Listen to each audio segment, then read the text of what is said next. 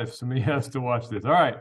So I'm now recording this. I apologize if you're on the UC trying to get into class because I'm trying to call and the site is busy. I've tried several times and I'm just not able to get through. Welcome to Psychopharm. So we have a lot of ground to cover. This won't be like the most riveting class. I'm not going to promise that you're going to be on the edge of your seats like you normally are for our 3 hours on a Monday night. But I will say that you'll get some useful information because we're going to go over basic pharmaceutical language. We need to have a common understanding of when somebody says like generic name versus trade name, we need to understand what that is. The pharmacokinetics, need to understand how our body processes different substances. So we're going to go into a little bit of that tonight, actually quite a bit. And we're also going to, I noticed right before class, that we need to prepare for something next week. Anybody have a clue what that is?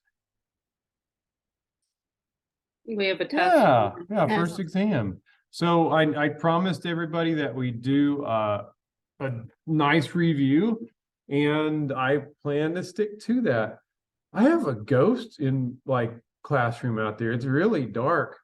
So for those of you that can't see, let me take you to what I'm seeing here on Zoom. So I've got, of course, I can see. So if you're on Zoom, there's our Alva classroom. So Alva, I'll go ahead and share my screen because that's just fun to do. Well, no, wait a minute. That's not the right share. I need to do this one here because everything gets real trippy and you feel like you're in a different zone. So now I'm showing you guys. I'm also seeing this over here. So there's that's actually Alva, all of our Alva crew in it. Lewis is holding it down, a few others. And I always can see me, but then I've got Woodward, and Woodward is dark. Now, unfortunately, I can't pick up Ponca City tonight. Has anybody attended out there on Zoom? Has anybody tried to attend at the UC? Raise your hand or speak up if you have. I have not. Do you know what room you're scheduled to be in there? It's 112. It's 112 and it's just not connecting. So okay, I'll let them know tomorrow about it. I work there, so okay. Yeah, we'll Ron's see usually on it. what we Ron's can usually do. really good to work with. And it's just for some reason I can't get it tonight. So I'm gonna, like I said, I hit record. And if you ever run into an issue and you're a Ponca student, please call because they are quick to remedy and find a way around it. So we'll work with y'all. Okay.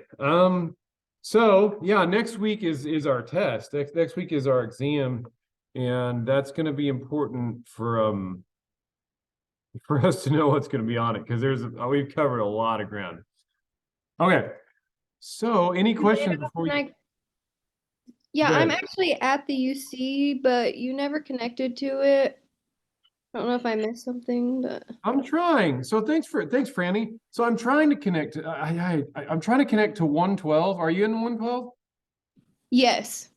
Let me try again. I don't understand exactly what's happening. I'll try one more time. Yeah, I'm getting a busy signal on my end. It's not hooked up, is it? There's nothing broadcasting. It just says that I'm the only It's person just a in the blip. meeting. Let I me can go get somebody. let me Yeah, let see if one of I the can go girls know. behind the scenes and get this working. So I don't want this to be an issue moving forward. Because I do want you to be able to come to campus and be able to attend that way. So give me just a moment. I'm going to hang up Woodward. Woodward's dark. All right, I'll be right back.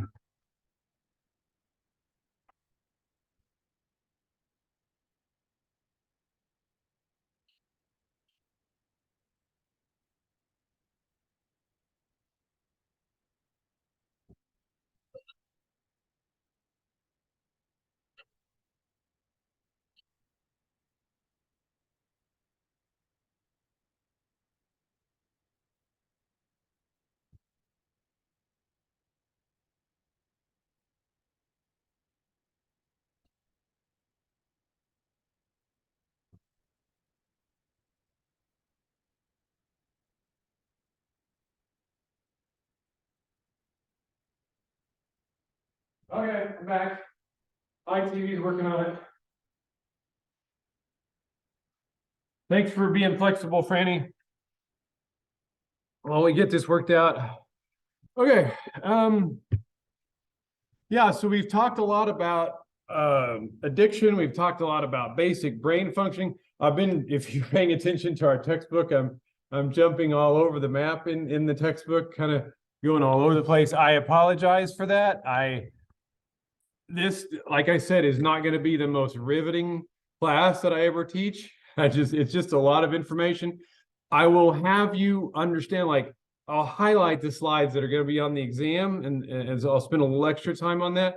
And also the information that's really pertinent for you to know for each one of the weeks that go thereafter.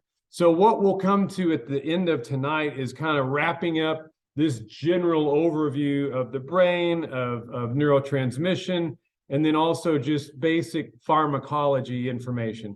From there, we'll move into more specifics, like each classification of substance, and you should have some pretty interesting content from there. I just think it's kind of, even though this probably should be taught first, it's dry, and I like to help people like, hey, let's get into the information rather than, oh my gosh, this is a lot of slides, a lot of reading. So I apologize in advance. We likely will not spend the whole time on all that dry information because we have a review. And so maybe 9:30-ish. We won't go the full time, I'm thinking. Any other questions before we get started?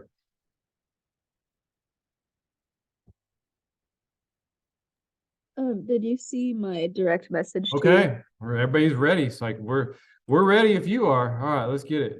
Let's go do it. I cannot minimize Zoom when I'm recording this meeting. Are you kidding me? What? Okay, that's no good. Maybe I can share my screen though. All right, so that's what I have to do. Sorry, I've never encountered that before. All right, so for me, so everybody on Zoom is gonna have to see my screen, and everybody out there,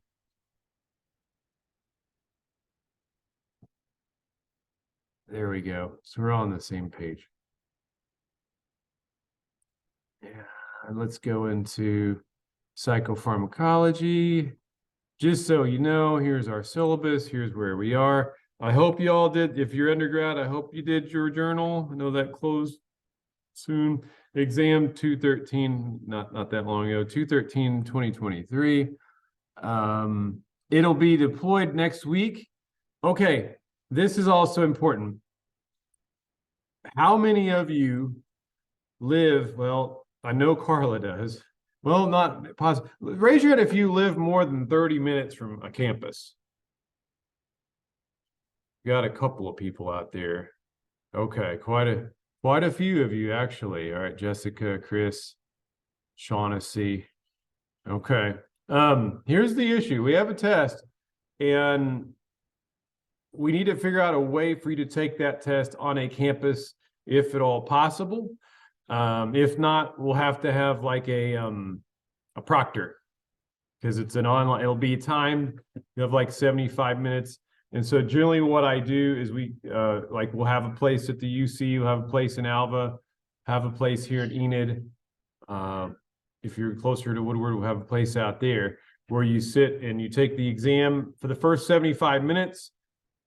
We'll go about an hour and a half, and then we'll have a shortish lecture afterwards. And the reason why is because, we just have a lot of information crammed in. So if we take like 75 minutes for a test, we still have another half of the class that we need to make sure that we utilize. So anyway, if that's an issue, please email me. And we'll come out with some type of arrangement. But otherwise, please try to plan on attending face-to-face somewhere, go to a campus so that you can take the exam.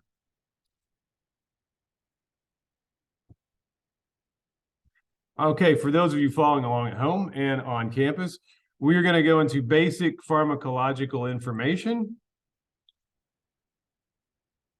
Blow this up. Hi, Heather. Yeah, here she is. She's good. Thank you. That worked. Hi, Franny. Now we got Franny.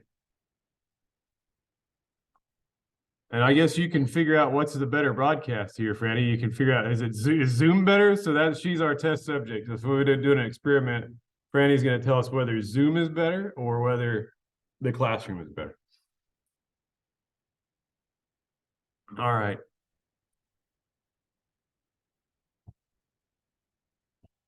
Okay, so really my goal for tonight is just to help you understand some real basic pharmacology.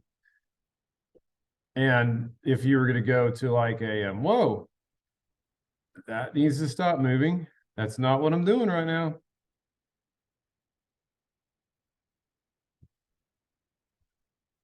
Okay, it's just going to get a full torso. Or not, or it's going to get my forehead. Okay, very sensitive. Just so like if you're ever, well, so you use it throughout the course. So let's just start, jump in from here. What is a drug? I'm going to lean heavily on you because otherwise I'm going to be reading a lot of these slides. Somebody please read the slide for me.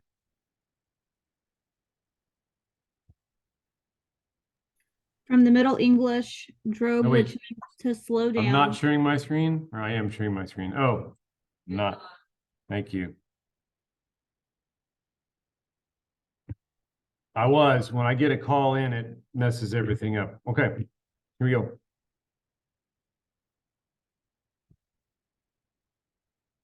Don't everybody talk at once. It's hard to understand people when they talk over each other. From the Middle English, drog, which means to slow down, and French drogue, which means dry powder. This also the term is also the term used for sea anchors used to slow down a boat while in deep water. A substance alters the physiology of the body, but is not a food or nutrient. Okay, so that's a different definition there. Interesting that drug kind of has the connotation of slowing somebody down. That's not every drug.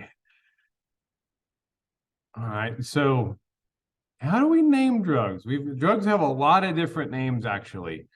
And so if you consider, and there's actually and I'll consider 47,000 bonus points. Oh, by the way, I did enter the lottery the night I said that I was going to, and we didn't win. So we actually got 3 numbers, and I'm sorry. If I even won $10, then I'd tell you, but we got nothing. So wah, wah. Now everybody's dopamine goes. So anyway, we have there are 3 primary or 3 names that you could use to describe a drug. And so you have your structural name, for instance, ethyl alcohol, and we abbreviate that ETOH. If you ever wanting to like abbreviate alcohol while you're taking notes, ETOH, ethyl alcohol. That's its structural name. So here, like 7-chloro, 1,3-dihydro, 1-methyl, 5-phenyl, 2H, 4-benzodiazepine, 2,1. Structural names, is that a chemical? Yeah. Yeah, it's getting very precise on how it's describing the drug. And then, so you could have, and so if you're gonna like have a generic name, I used alcohol to kind of describe what it would be like if you're using alcohol. So a generic name for alcohol might be beer.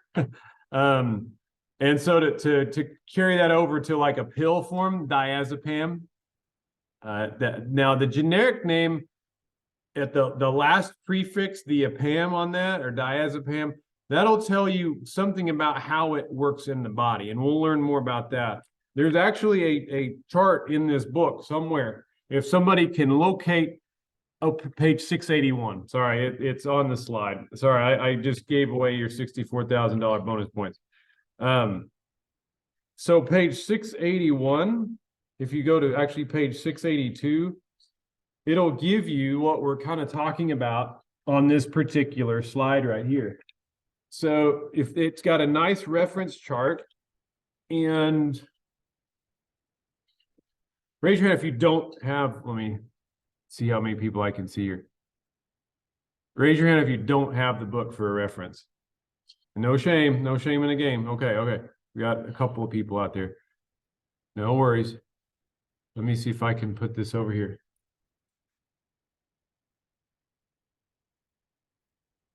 Yeah, turn it on first.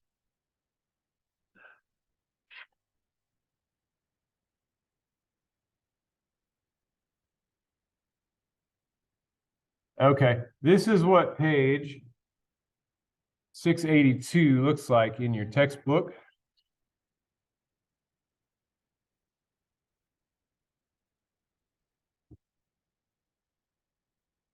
So let's find something we know what it is.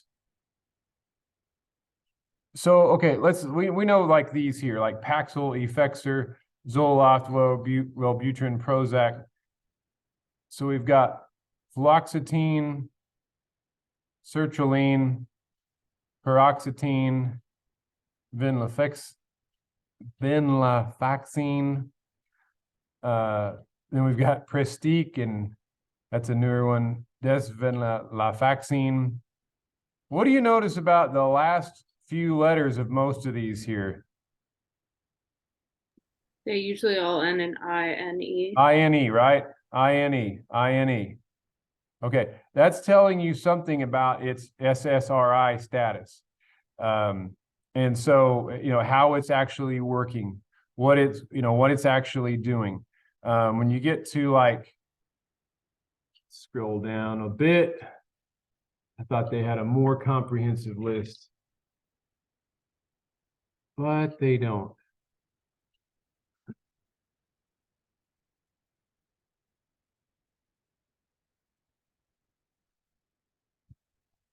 Here we go. So go over to page like 688. So this will help you as you're if you're a professional somewhere, it'll help you with generic and brand name, classification of different substances, tell you exactly what they do, what they are. Here are the anti-anxiety meds, the benzodiazepine. And so you'll notice a lot of these have like epam, lorazepam, alprazolam, clonazepam, and diazepam. And you can see their brand name right there. Is everybody kind of following along with that a little bit? Okay. Let me share the other one. Okay. So back to the PowerPoint. So we'd have a trade name of Valium. The generic name for Valium is diazepam. And then so the structural name for Valium is this 7-chloro-dihydro-1-methyl-5-phenyl 4-benzodiazepine 2,1. And if you were thinking about alcohol, Budweiser would be a trade name, beer would be the generic name, and then ethyl alcohol is actually its chemical structure. Is that making sense then? You have the kind of the three tiers of understanding what a drug does. Every substance that we deal with will have those three. Whoa, here we go again. We'll have those three facets to its name. All right, and that'll be and the reason I dig that out is that's actually a test question too. Okay, so names of drugs. We have its structural name and the chemical description of which chemists use. Chemical names are long and clumsy. You also have, whoops, speaking of clumsy, with this mouse here, the generic name is used when a drug is more established. So think of, if we think of a drug like Valium, which has been out since the 60s, Valium a lot of times is going to go by diazepam. If you go to the pharmacist and ask for a generic, they're going to give you a diazepam. So once that statute of copyright trademark limitations runs off, people can, I think is it still 7 years? Anybody know that? It used to be 7 years. Okay. Do you know that, Bree? coming from nursing? No, what was the question again? Sorry. So how long, what's the statute where like a drug manufacturer has like the copyrights or trademark to their drug? It runs out after a certain amount of time where people can then make a generic. Do you know what that is?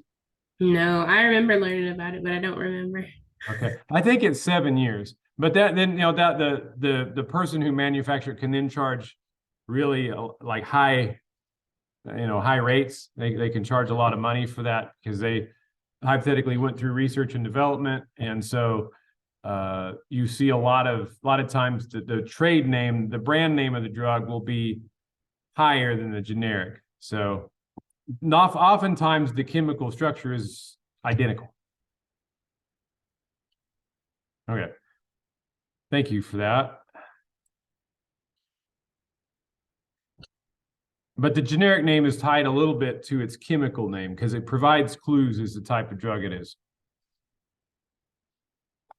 And the trade name is the proprietary name used to market the drug. So you see, when we're all bombarded constantly with, try this new, try Skyrizi for, and so they're usually the trade name, the brand name will be something ridiculous sounding, like this, like every time I like, who sat in a marketing room and came up with Skyrizi for the name of a drug? I'm like, oh my gosh. So, but they'll remember it when they go to the doctor and ask your doctor for a Skyrizi.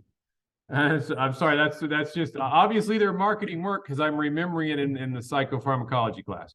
But it'll often be something just kind of silly sounding that is supposed to stick with someone. And I'm sure you've run across some. Trade names can vary when other companies start marketing the drug. Trade names differ according to changes in active ingredients. Trade names are capitalized.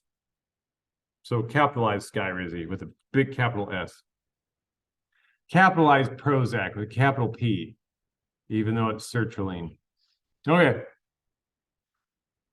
And this gives you a clue on this next slide. It gives you a clue of the mechanism of action.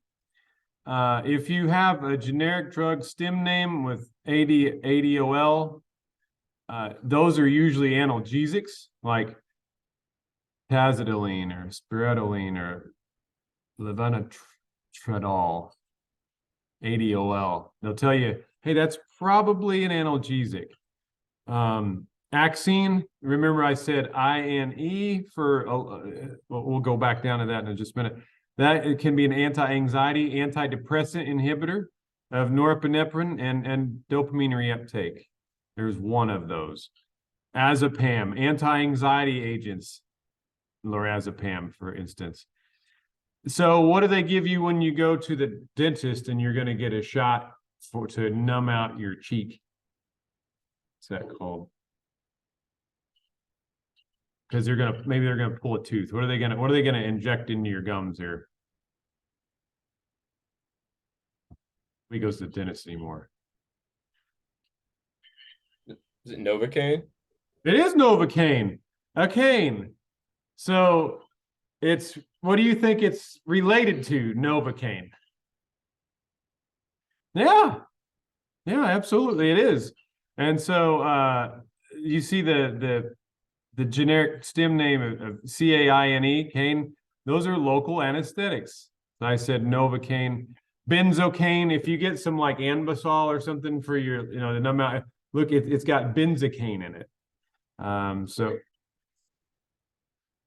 yes, absolutely. So cocaine actually has, and we'll get there when we start talking more in depth about cocaine, has local anesthesia type of properties to it. It's very numbing. Let's see here. And then anything with dopa in it is going to work on dopamine receptor sites. Anyway, you're welcome to go through these and just kind of, if you run across these in your like in your profession, you see somebody that's a patient, you see somebody that's a client that's got a long list of medications, this could be a quick reference to help you like, oh, that's what that is. That's what that means. I mean, you can also use the internet, of course, but Dosages. We use the metric system to measure our doses. So you often see things in milligrams or I guess you could say micrograms too, but grams. Drugs are typically measured in milligrams, like is 1/1000th of a gram. 28 grams in an ounce for those of you that like the English the system. Dosages are usually given in milligrams per kilogram of body weight. So that's how they measure, like the pharmacist, how much should we dose this person? So if you're going like a pediatric dose of Tylenol, okay, where should we, where's the safe zone for administration? Should we go ahead and give them that 325 milligram of Tylenol, or should we adjust that a little bit?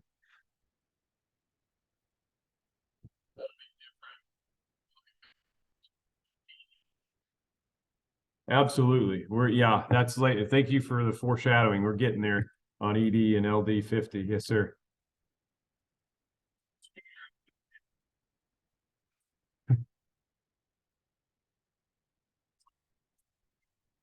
Yes. Yes, it is.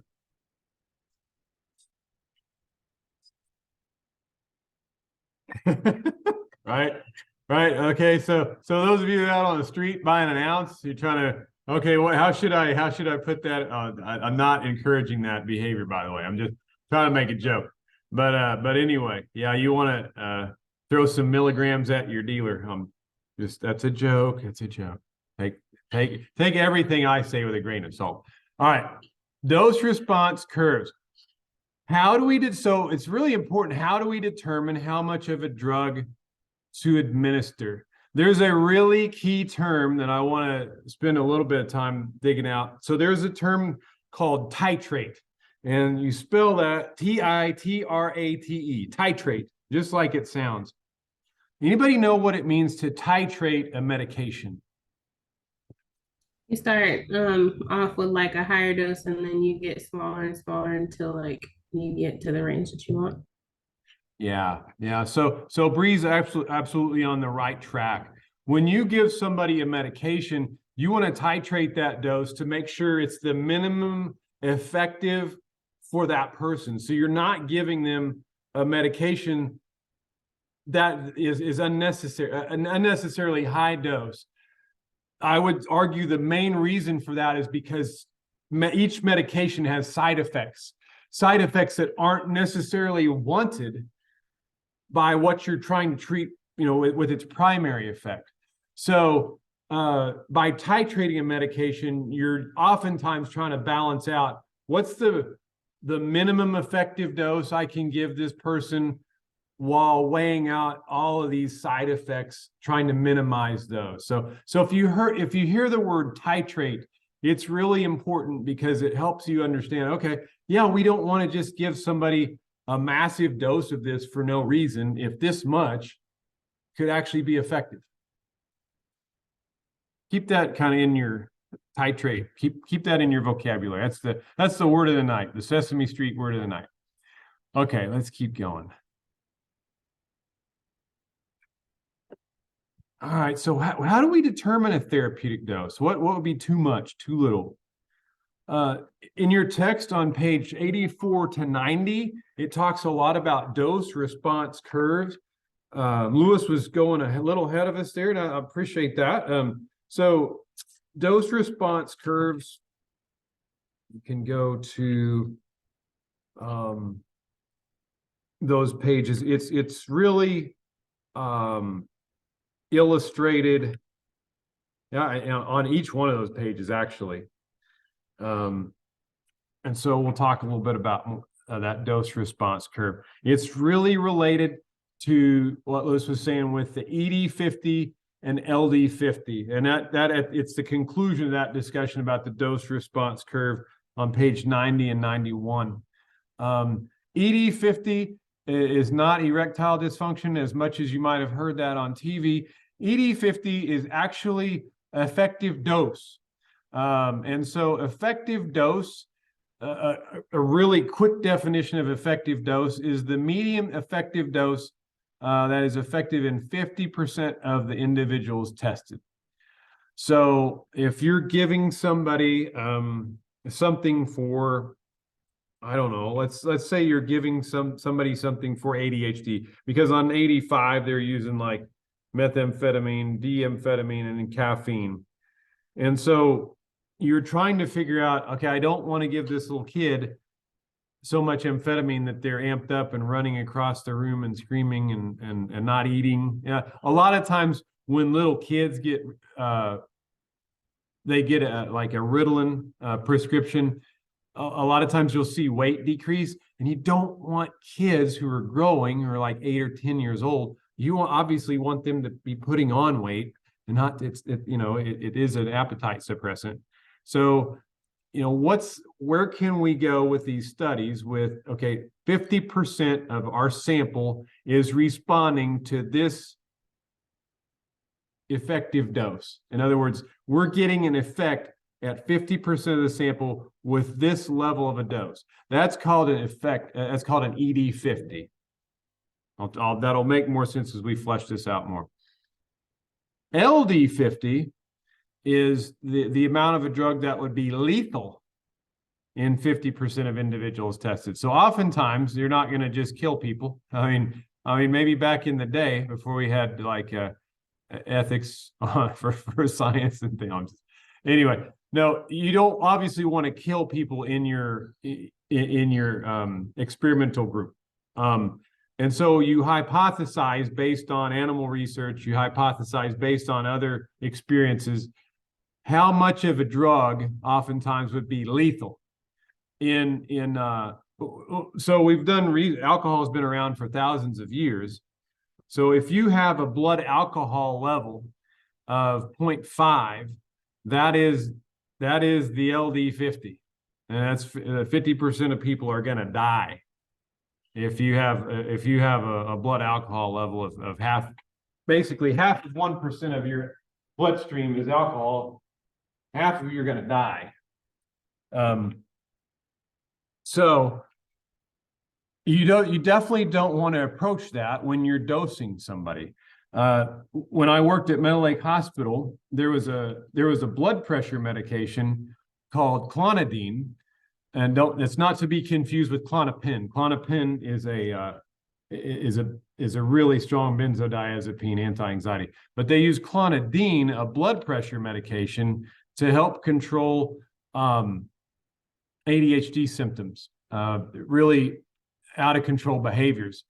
Clonidine, if you've ever had like an adult or like an older adult who's on blood pressure medication, they tend to get slowed down. They don't have as much energy.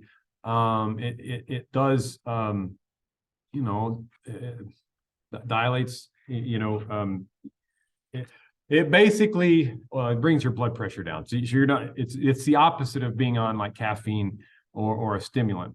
And so we'd have to be really careful. The nursing staff have to be really careful because it was such a small effective dose. I can't remember. Anybody still worked at Meadow Lake Hospital or know the doses of the Clonidine? It's been 15 years since I've worked there.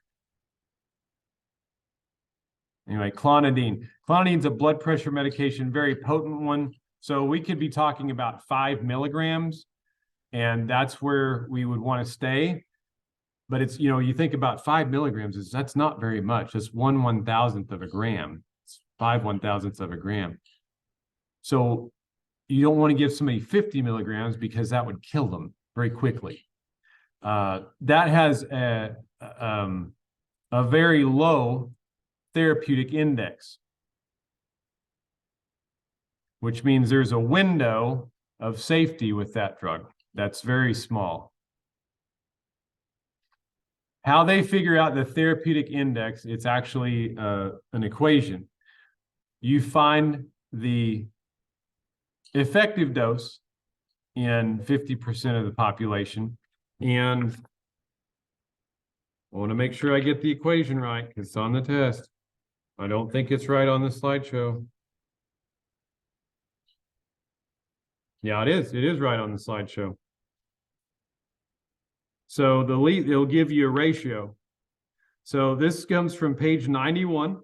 If you want to go down to the second paragraph, I would love for somebody to read with me the therapeutic index.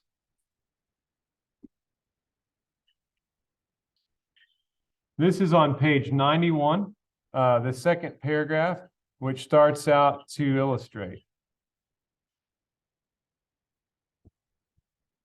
Yeah, if you don't mind.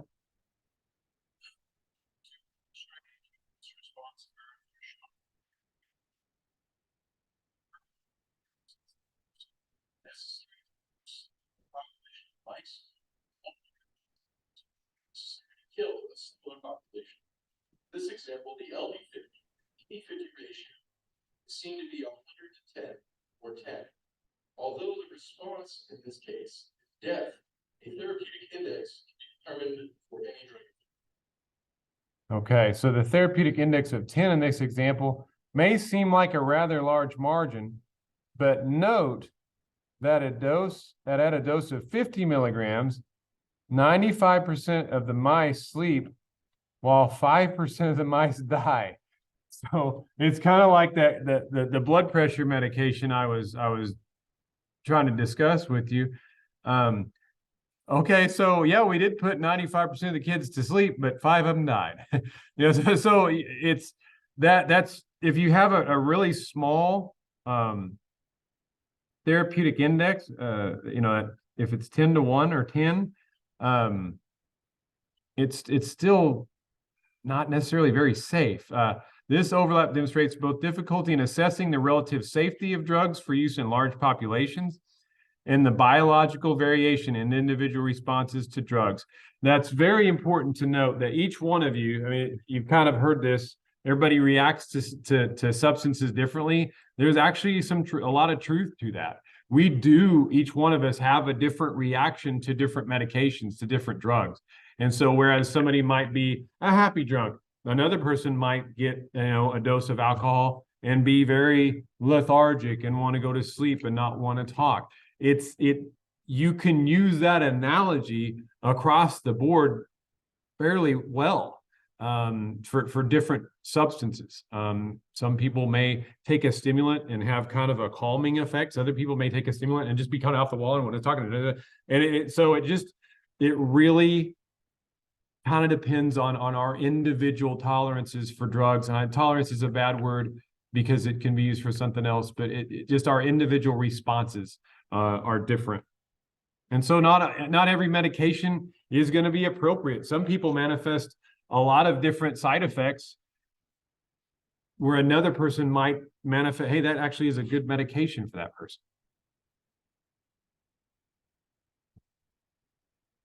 Okay, ED50 and LD50, that's very important. Mark that slide, put a star. There are at least 3 questions on your exam next week that have to do with ED50 and LD50 and the therapeutic index. Questions on that before we move on? I'll foreshadow this. So when we were talking about anti-anxiety meds, we first in a lab came through with something called barbiturates, and barbiturates are really effective in decreasing anxiety. Unfortunately, they have a really low therapeutic index. I mean, it doesn't take a whole lot to kill somebody, to stop their heart. Elvis and Marilyn Monroe died of barbiturate overdose. Now they combined with alcohol, but killed them. And that overdose was pretty easy. When they came out with Valium, that therapeutic index is a lot higher because the effective dose is quite a bit farther away from the lethal dose that's going to kill somebody. Okay, so here's an effective dose for barbiturates. Here's a lethal dose. Doesn't take too much more. Here's an effective dose for benzos, and your lethal dose is farther up here. Is that translating? Okay. Every drug has something similar to that. I would argue that, well, we'll get there. I don't want to foreshadow too much.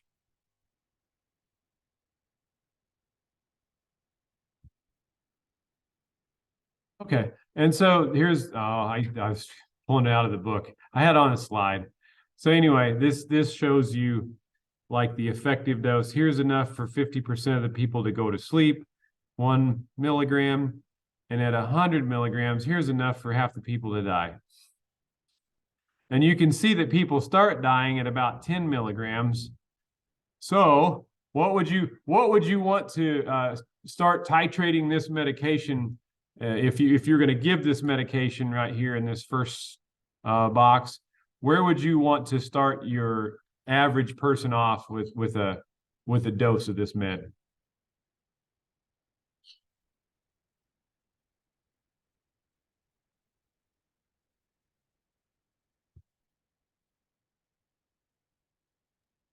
The smallest dosage? So you'd want to start somebody. So yeah. So what? Given this chart right here, I appreciate you jumping in, Rima. Given this chart right here, where would you think that the pharmacists are going to say, "Hey, let's give your patients this dose"? What dose are they going to give the patients to start them out with?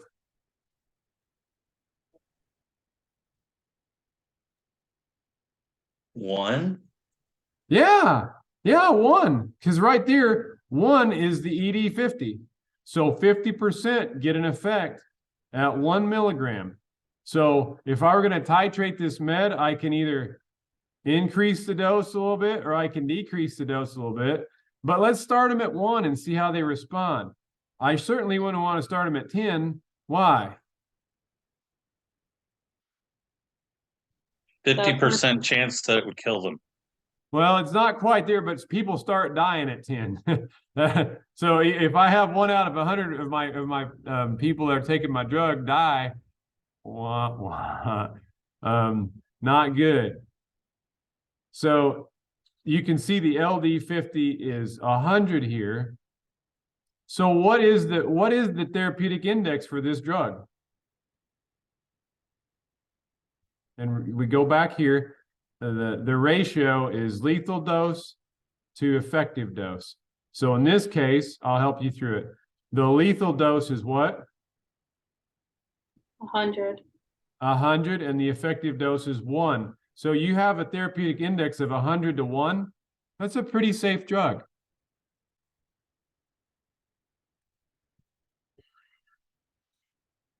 Well, I mean, it's not saying that you couldn't. I mean, you could take 100 milligrams. I mean, a lot of us take like 100 milligrams of a supplement. It's not very much.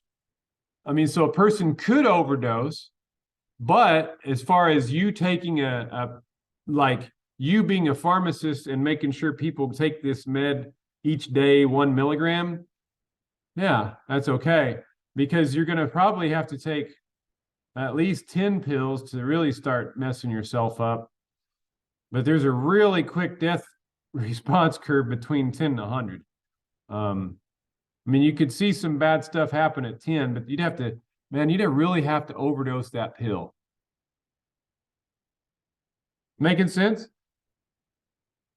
Cool. I see some nods. Right on. That's an effective, that's an important concept. We also talk about potency. Potency is, every substance has a potency, and potency is the relative amount you have to take for it to actually do something. So 1 milligram, I would argue, is a very potent drug. It's a potent drug, but it has a high therapeutic index. You can have very potent drugs that also have a very low therapeutic index. Potency, 84 to 85. The difference between the effective, the ED50 of 2 drugs. So if you need less of one drug to get an effective dose, it is considered more potent. So consider caffeine and cocaine. They're both stimulants. Which one is more potent? Yeah, cocaine's, like, what was it?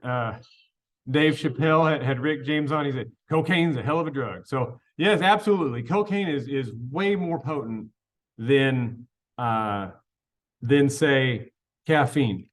And that's why sorry, go ahead.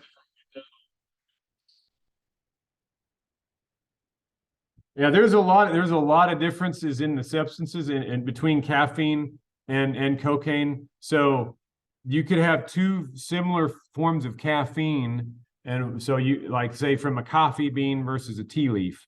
You could say, well, the coffee bean is going to have more potency than the tea leaf most times. Effectiveness. The differences in the maximum effect that drugs will produce at any dose. For example, an effective dose of aspirin would be less effective than an effective dose of morphine.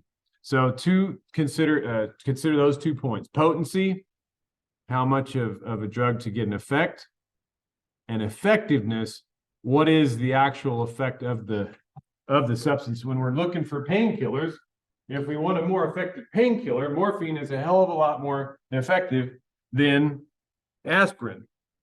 But morphine has some side effects, a lot more side effects than aspirin.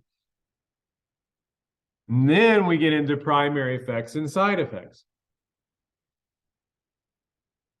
And you can break down what a drug does simply by what you intend it to do is the primary effect, what it's intended to do or main effect, versus what it's not intended to do, which are side effects. What's crazy is a lot of times, not a lot of times, but many times I've seen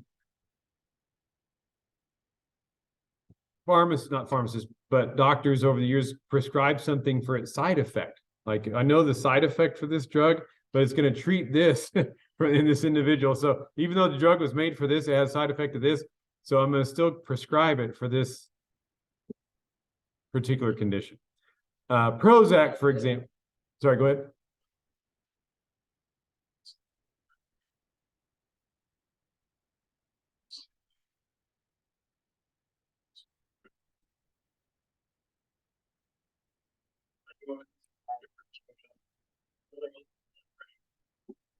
But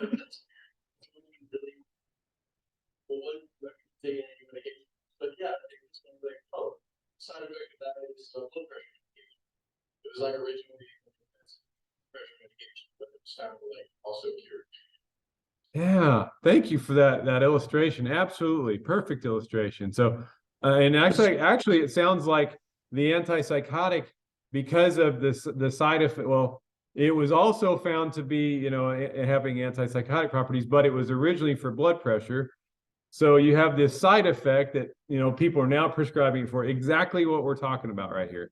And every substance that we encounter in this class is going to have side effects. There is no perfect drug that says, okay, I would argue they're close with Narcan, with naloxone, but there are, what I'm going to say this without qualification, there isn't a perfect drug that says, hey, we're going to treat this condition. This is all that it does. Just keep that in mind. Prozac, for example, may reduce depression. It's its primary effect. In sample of 100 people, 30%, and you can count placebo in there too. So 20% people usually improve with placebo, but you're seeing about half of the people then, even with the drug, another 30% effectiveness, recover from depression. But you also have interference with sexual functioning. It's a side effect.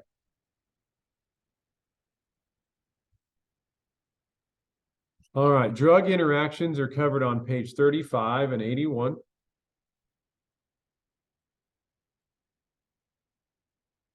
At the time I put this slideshow together, which was probably 2 years ago, the average person over 65 takes 5 medications. That is crazy, right? 5 medications. Drugs can, so here's kind of the issue. If you have 5 medications, how are those substances interacting with each other? Because each one of those likely has side effects. So one of the side effects that I witnessed this in Meadow Lake Hospital.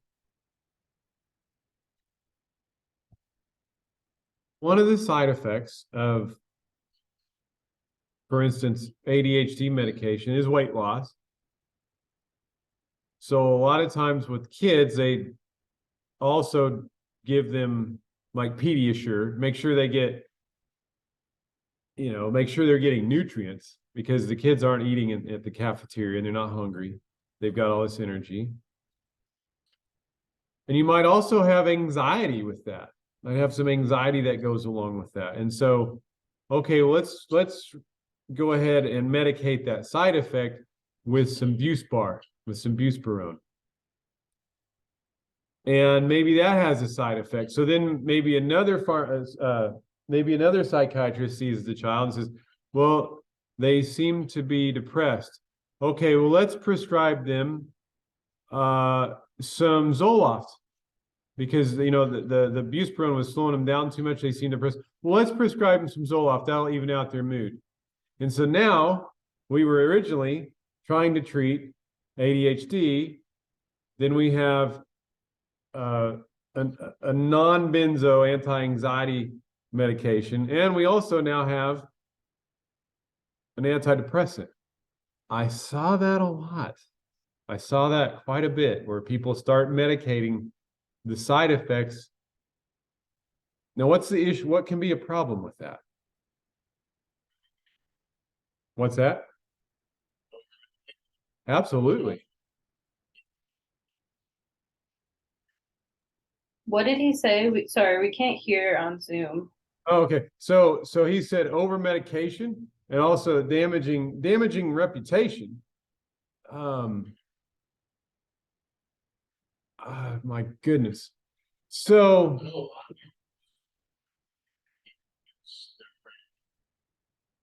yeah, that's true. So what Lewis said there was, a lot of people may be afraid to go seek medication because they're afraid of becoming over medicated.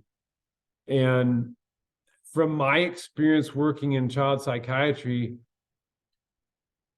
I would say some of that is warranted, to be cautious, because we are in a society that looks for a very quick fix. Now, don't get me wrong throughout the course of this class. I'm not anti-medication, but I'm very much for, let's do what we can where we're not adding a medication where we don't need to. And I think that you'll get that from me throughout the course. You're not going to see me in any capacity, maybe barring one substance we talk about this whole semester, where I'm wholesale. This is a good thing, because when you take a medication, there is always a side effect. There is always an unwanted response with that. And you're interfering with your body's natural response. Now, in the case of your brother who had high blood pressure and night terrors, that sounds like a perfect situation. And there are situations like that where this medication fits. I had a colleague who had a very similar situation with, she needed an antidepressant long term, and she said, this is where I need to be because I function at my best, and without it I'm not good. I'm just not in a good place. And it was for years, and it's okay.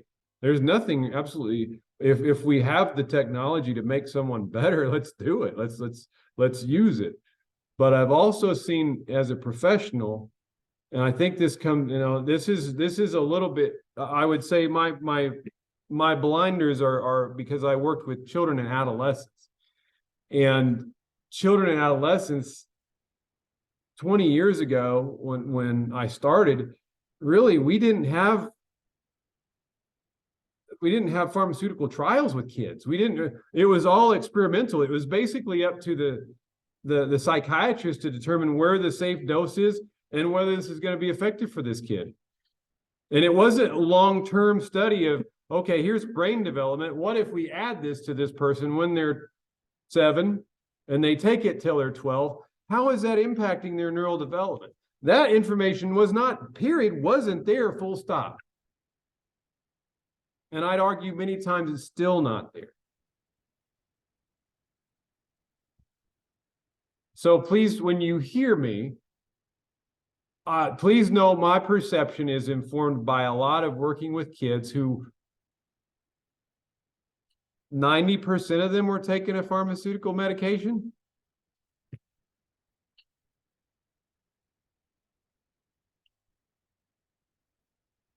Okay.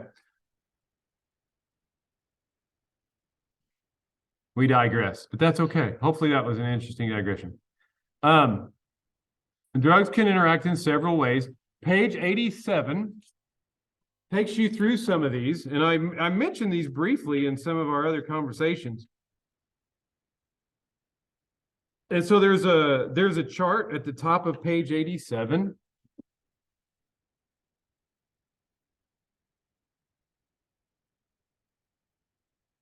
And it's hard to show up on this, but I'll try to.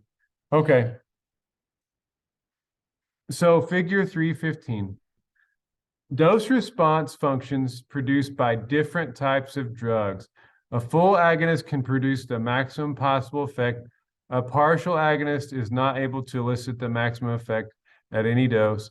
An antagonist does not produce any overt effect. An inverse agonist produces the effect opposite to that of an agonist. Okay, so that's kind of talking about how drugs are going to act at the receptor sites. This is actually a little different concept than that. So you can have a drug that has an antagonist effect. The quickest reference I can think of off the top of my head is Narcan or naloxone. If you take Narcan or naloxone, it's going to have a completely antagonistic effect against opioids.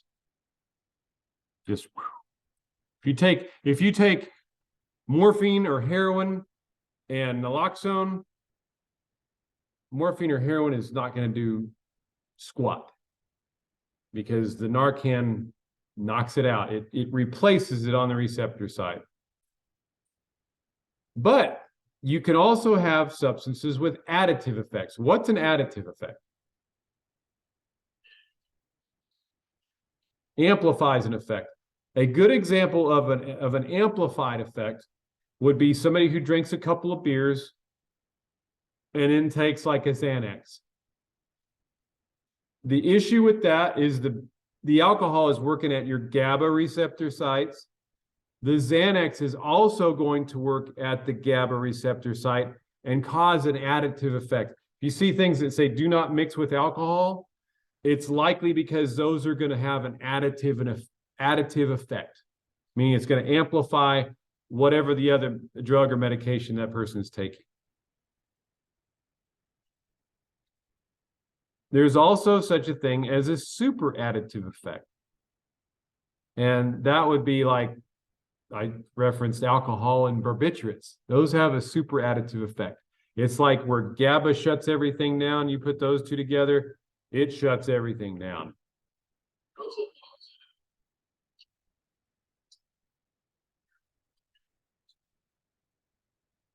Okay, so let's table that because that's a complex explanation, but we will get there in our understanding of neurotransmission.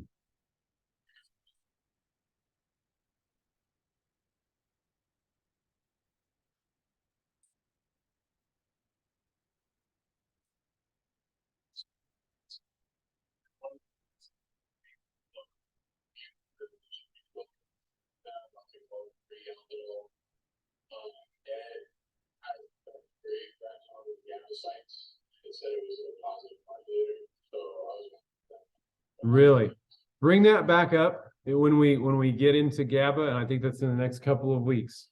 Because that I would be interesting to see that if that could have a potentially really negative additive effect. I mean, have a potentially additive effect with alcohol, because alcohol works at GABA sites. So you may not want to drink with that particular supplement.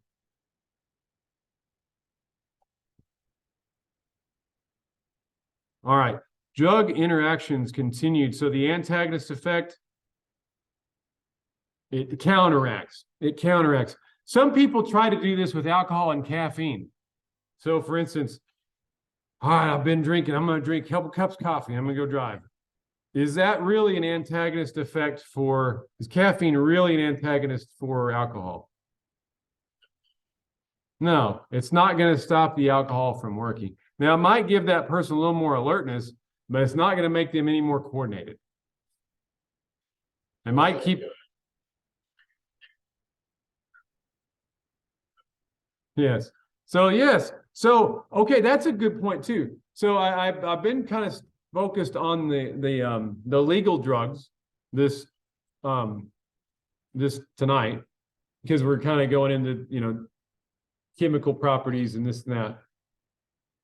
But many people, when they're using illegal drugs, will take a different drug to try to counteract. So for instance, somebody is high on meth. All right, so he might try to take the edge off by smoking a bunch of pot or taking some THC, because they're trying to counteract that. Okay, I'm too high, so I want to come down. Or drink. Person may want to drink with that as well. So there's a musician called Stevie Ray Vaughan who's dead. I believe I'll have to look up his cause of death. Really good guitarist, but he used to mix alcohol and cocaine a lot. In fact, he would put cocaine in his Crown and Coke.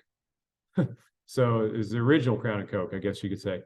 But yeah, it did a number on his stomach. But he was trying to counteract the I'm too drunk, and so now I've got to perform. So I'm going to take something to make me more alert.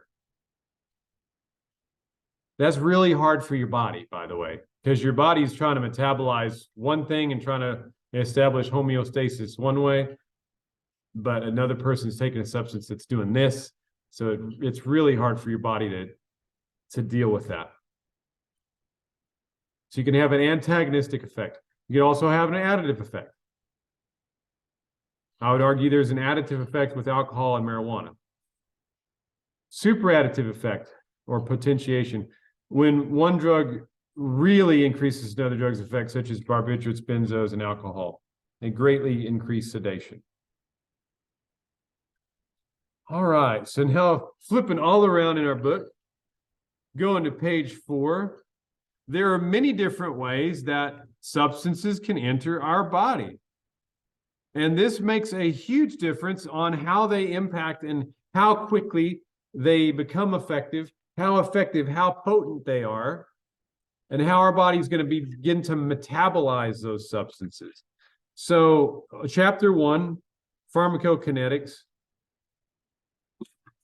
All drugs go through these 4 stages.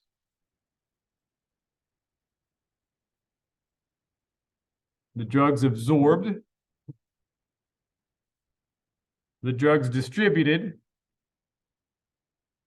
so it's in our body. The drug's then metabolized, our body's breaking it down, and then our body's eliminating it. So everything that we ingest, it goes through a similar process of absorption, distribution, metabolism, and elimination. So that'll impact each one of our weeks that we're talking about from here on out. Page 4 has a nice chart that helps you visualize it pretty quickly. And I would keep this chart kind of handy in your mind, because it will help you understand as we're going forward. Okay, each drug has, so like for instance, what's the most common way to ingest alcohol? Orally, right? There are some other ways that are pretty interesting, but we'll want to stick with oral ingestion. There are also some drugs that are more apt to be administered via IV. There are also more drugs that might be more, a person might smoke them. So how that person takes that drug in depends on how it's going to act in the body. A lot of times, so when we take something orally, where does that go? We take something orally, where does it go first before it gets into, because it doesn't really get into our bloodstream, right? If we take something orally, right? Like just like that. How does it get into our bloodstream if we take something through our mouth?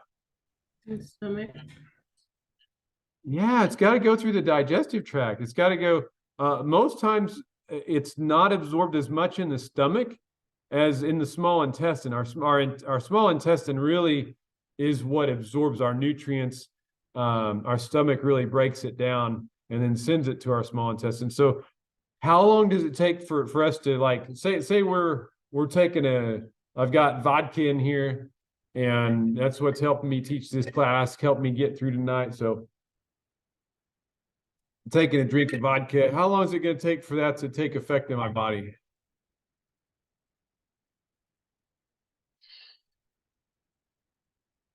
Probably a while, right? Probably if I have a full stomach, probably going to take about at least 20, 30 minutes at least before I start to really feel that. On an empty stomach, you could argue differently, but my stomach's going to have to break that down.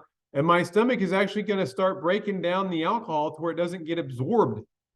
If you take something in through your stomach is actually a really good metabolizer of chemicals. I mean, it's there to break down your, food so you get nutrients, but it also kind of serves as a protection for you, because if you take something orally, it's generally quite a bit less potent than, say, if you smoke something. So for instance, last week or the week before, I mentioned if we had a marijuana plant out in the out here, somebody's growing a crop here at Northwestern, and I ate a bud versus if I smoked one, which is more potent?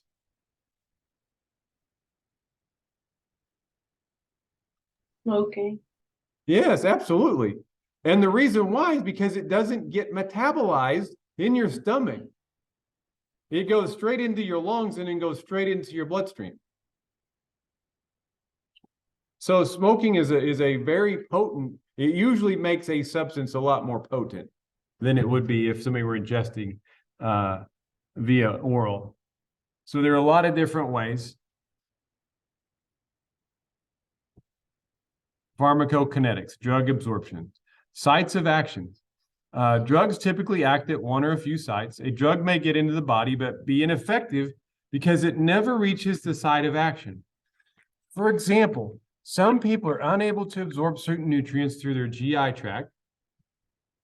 Consuming them orally will not get them into the needed areas. Some medications cannot be taken orally. So routes of administration, this is page 6. Parenteral routes. These are various injections using a hollow needle, including subcutaneous, intramuscular, intraperitoneal, intravenous, and okay, help me out. Intrathecal? Bree, help me out with that one. Come on. All right, so I've got intravenous and intrathecal. Is that the proper pronunciation? Yeah. Okay, thank you. So subcutaneous, injected just beneath the skin. This is done with heroin and is known as skin popping, which leaves a nickel-sized bruise in the area. So it doesn't really go directly to the vein. Routes continued, page 11. You can have intramuscular. Think about a shot in your butt muscle, or maybe a shot in the arm. It's usually a needle's inserted into a large muscle, the glutes or the delts of the upper arm. It distributes a little bit more slowly this way. It doesn't go just immediately to the bloodstream, and so it absorbs less rapidly. Intraperitoneal. A needle is inserted directly into the peritoneal cavity of the abdomen. This isn't used too much. Are there cases in nursing where that's like, what would be a case to use that intraperitoneal administration? I've never had to give a medication, peritoneal, but they do like paracentesis where you like stick a needle to drain fluid off of like the peritoneal cavity, but I've never had to administer medication that way. My dad actually had a drain in his peritoneal cavity because he had an internal bleeding. So Yeah, I would say that's not used very much. I've not ever run into anybody that's been injecting themselves that way. Intravenous IV needle is inserted into the vein, goes directly into the bloodstream. This is very rapid absorption into the body.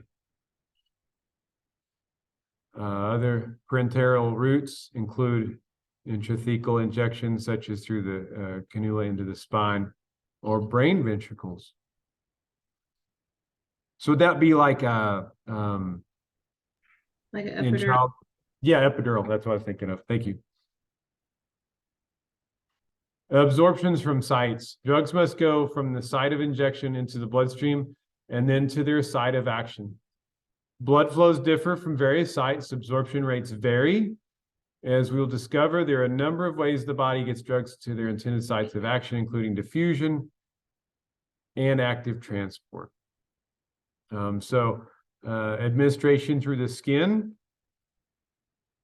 Think about a nicotine patch or fentanyl. Somebody who's in a really bad physical state, chronic pain, could get a fentanyl patch to help. That's also abused quite a bit. Fentanyl's very dangerous, and we'll talk about its potency later in the course. And actually, what's weird is when I started teaching this course, this wasn't a thing, as far as I know. But THC is absorbed through the skin. So you see, a lot of the medical marijuana shops could sell, a cream or a different type of. I believe it's usually marketed under like a pain medication, topical cream, and so you don't have the same. I know that's also pretty the THC gummies, those are pretty widely available now. But the same properties of absorption don't work through the cutaneous route. So it goes more directly to the bloodstream through the cutaneous method.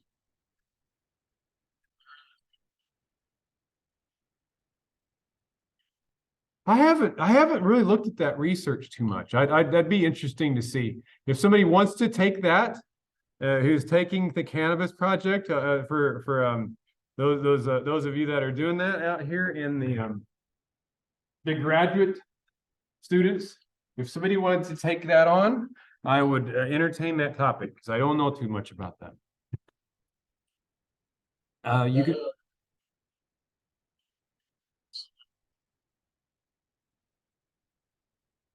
Really?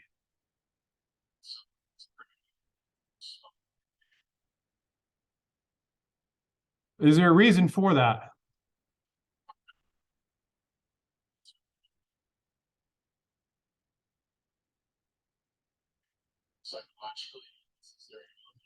The HGH.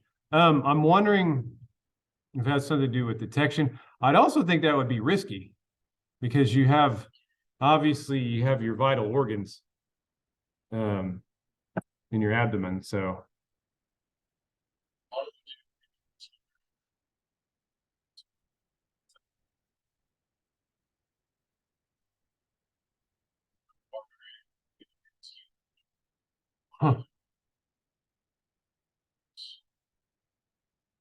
that would suck for your training. Now you've got a nasty, staph infection.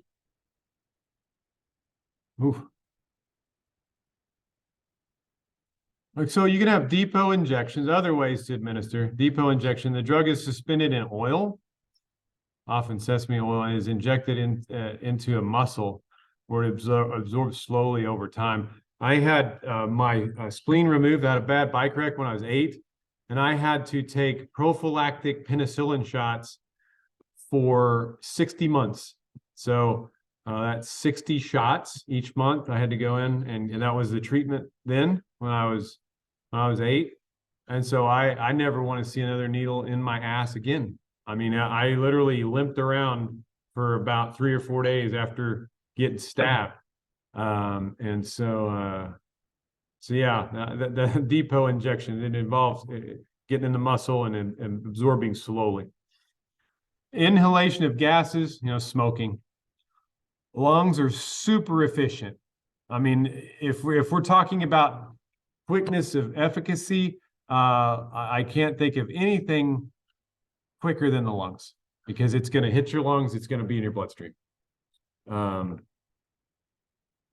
And so they're distributed very quickly to the body and brain. This can be very precisely and consistently can be. I would say there is some inconsistencies at how somebody inhales. Cigarette smokers are usually very adept at regulating the amount of smoke they introduce into the lungs. Let's see here. And I would argue vapors as well. But you can have, obviously you can have different concentrations of vaping fluid. Inhalation can be of smoke, solids, such as well as gases with tobacco, marijuana, opium. Danger is that there are a number of solids that are in the smoke. Obviously people try to counteract that with vaping or bongs, but then the liquid also has some negative effects as well. Nasal is also a quick way of introducing a substance to your system. You have very thin linings in your mucous membranes, and they absorb material pretty efficient, not super efficiently, but they do absorb material. Some solids, such as cocaine, heroin, or tobacco snuff, are snorted or sniffed into the nostrils. Some is absorbed into the nasal tissue, some goes to the stomach, and some in the lungs. Tissue can be damaged. Chronic coke snorters who develop severe nasal problems, septum can kind of be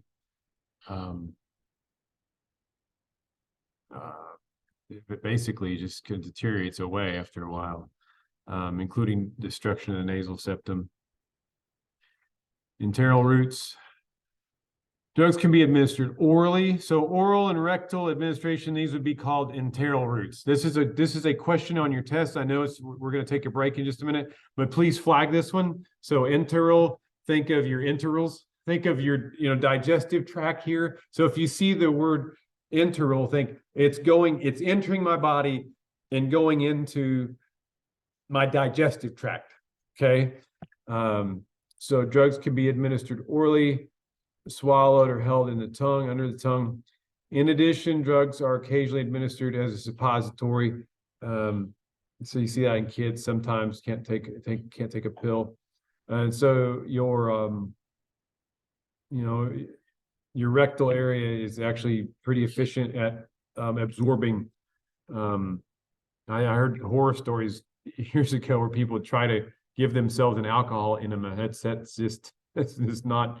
Doesn't sound good for like rectal cancer or colon cancer. Like later on, it just sounds horrible. It would have an effect.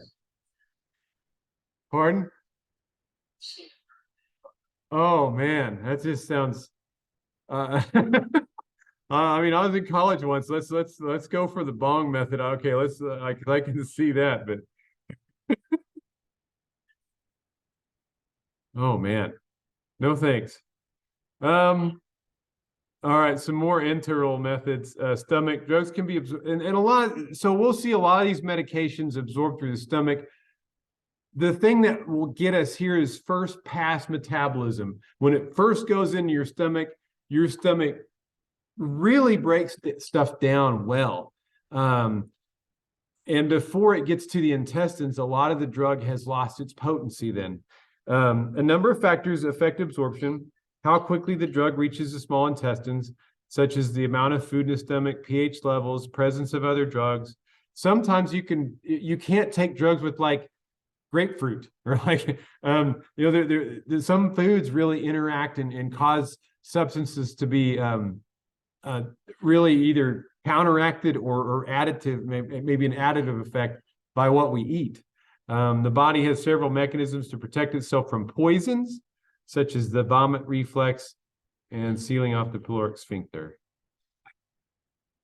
Let's take a break there. I told you this wasn't going to be the most riveting class. We're covering a lot of information.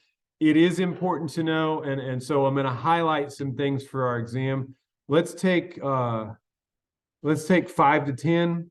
come back, finish this up and do our exam review.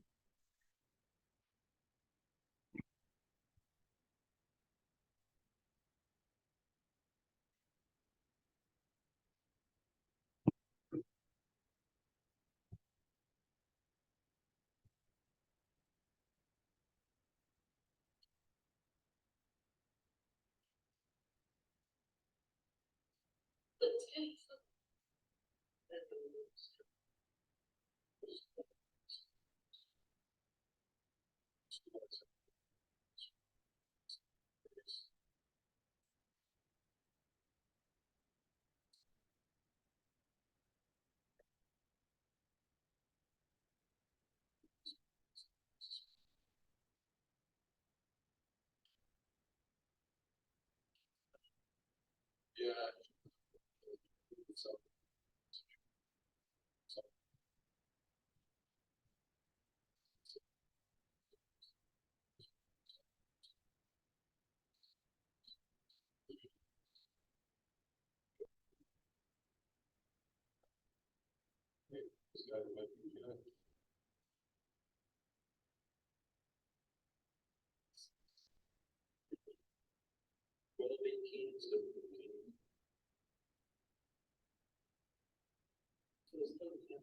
Yeah, it's like literally. I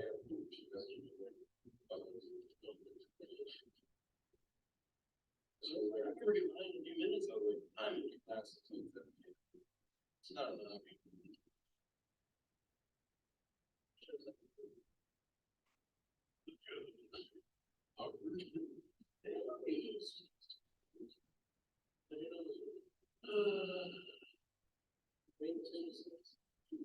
Oh, I could test.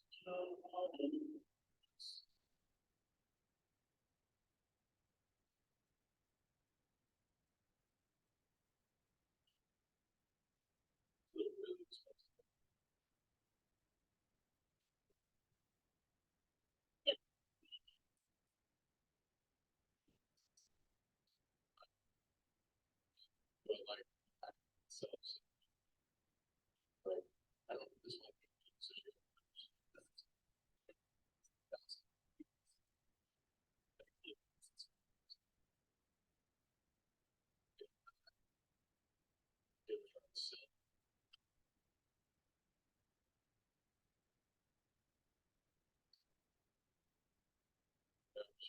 It's $1,000.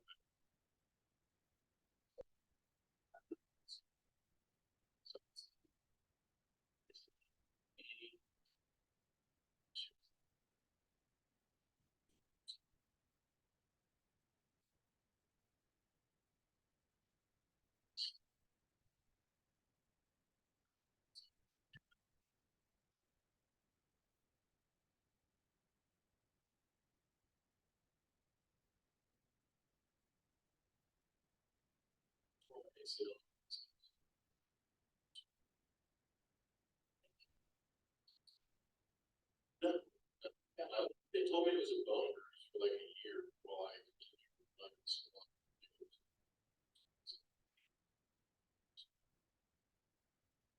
They were like, no, it's really weird how you can't walk like at home. Tired day. We should take you to get checked out again.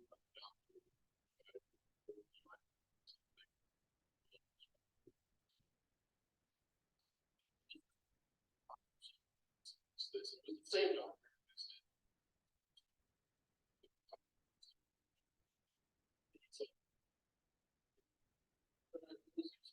Still, I wasn't sure if he was.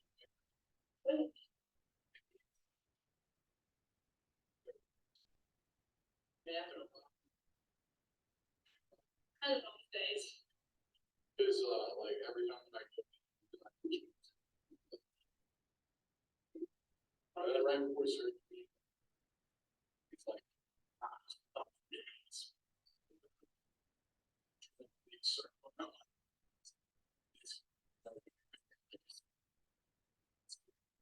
no, I was just ready. I got the nerve block. I was like, oh, I can feel anything. I woke up and felt everything in my I did my nerve block wrong. I have like a genetic mutation apparently. I have 2 branches of nerves in each leg. They go to my knee instead of 1. And so they missed the second one because they just expected me to be a person. That's all they're like. Anyways, I woke up. I was like, this hurts a lot. They kept giving me drugs. They were like, what? Are you a drug addict? Why are these affecting you? It's like, I don't know, but it still hurts a lot. And then they're like, well, unless it's a 7 or above, we can't check the nerve block again because we can't give you too much of the nerve blockage. Keith was like, tell them it's a 7, so we can get it. I was like, okay. Went back there and they like did the ultrasound of my nerves. Like, oh, I'm not really hope there's something in my knee. Just not sleep on actually. I just feel like a ticking this watch.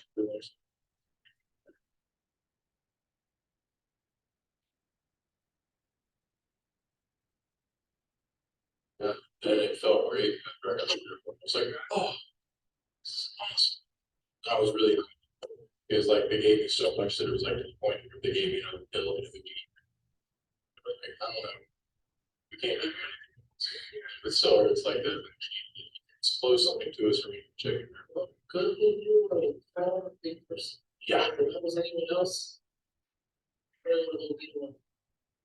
They probably took that into consideration. I hope so. It's got ways. But even that you mentioned, like full day like operation. They're like giving me like 8 aspirin. They're giving me placebo. It's because obviously drug addicts. They didn't even tell me what they were giving me. Stuff. Yeah. It's like I'm looking for it. So, well, I'm just getting this. I guess it's fine. They're giving me like acid. They're giving me like the pink acid. Don't compare it to what I want.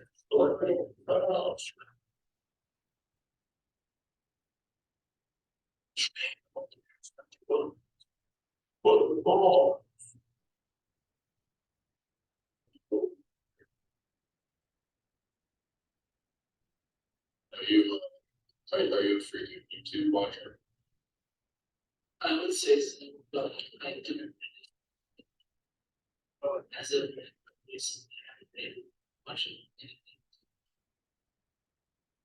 I really want to see something. Have you ever heard of Judas? It's very funny, short topic. Most clips are just a minute long, but it's very funny. Like there's one where they think who's president. It's like, I don't know. It's like, oh, well, we all just really like him, so we can't.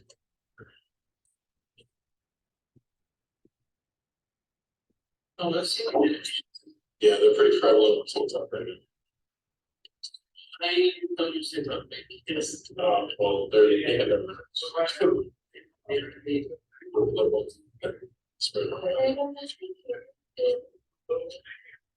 Yes, it's a shitty. Yeah. Oh, I had it down to executive of Florida. Just oh. I'm here. I'll get it there.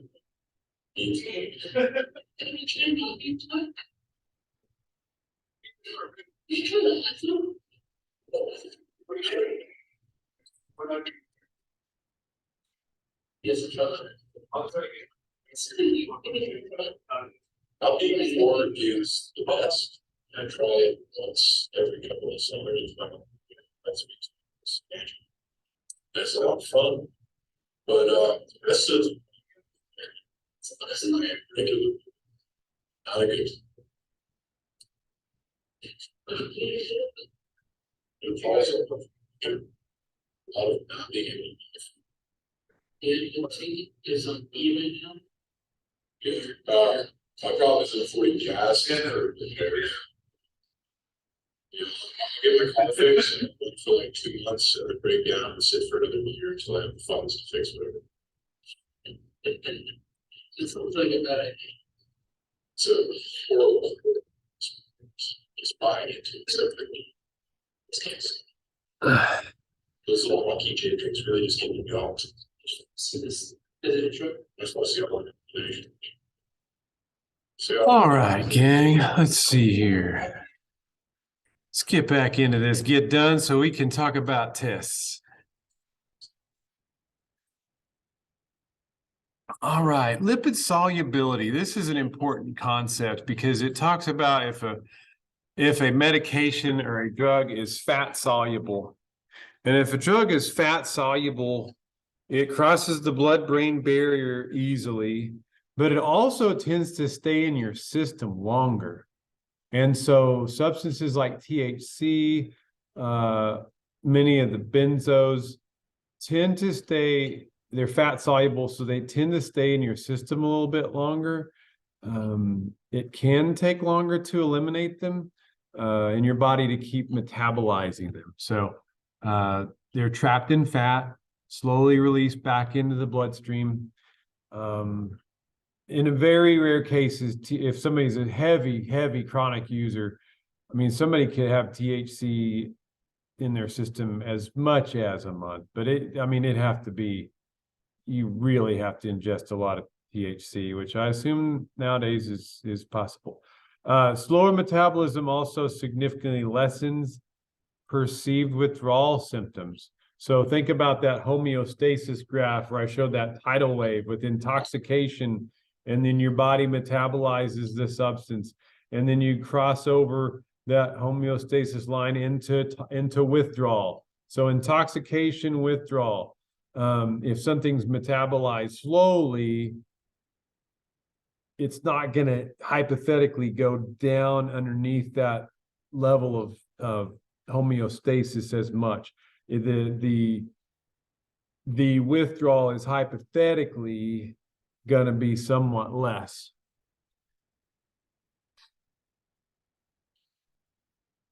And I say hypothetically for a reason. We'll get to that later. Excretion and metabolism. I have a little toilet up there. So think liver and kidneys. So, the drug's been absorbed in the body. We're feeling its effects.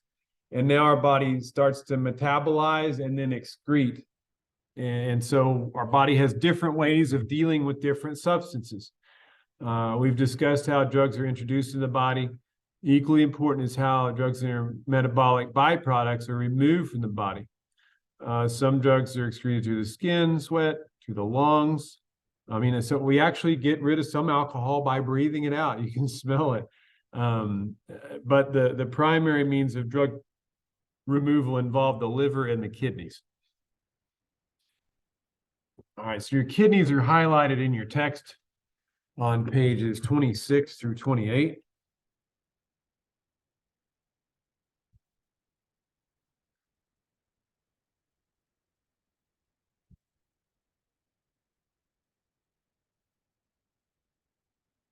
And so there are some drugs that are not metabolized by CYP enzymes in the liver. And so they have a few of those listed. Table 1.3.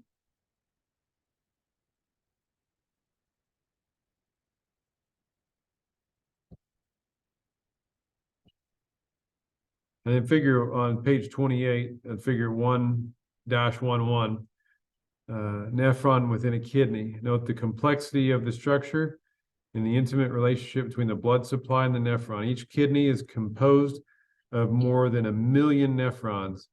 So this filtering system in your kidney.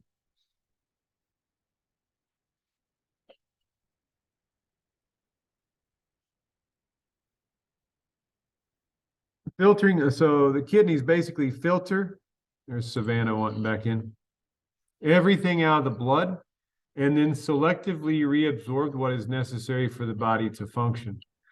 Chemicals are reabsorbed relative to whether they are an acidic or a base substance, lipid soluble or not.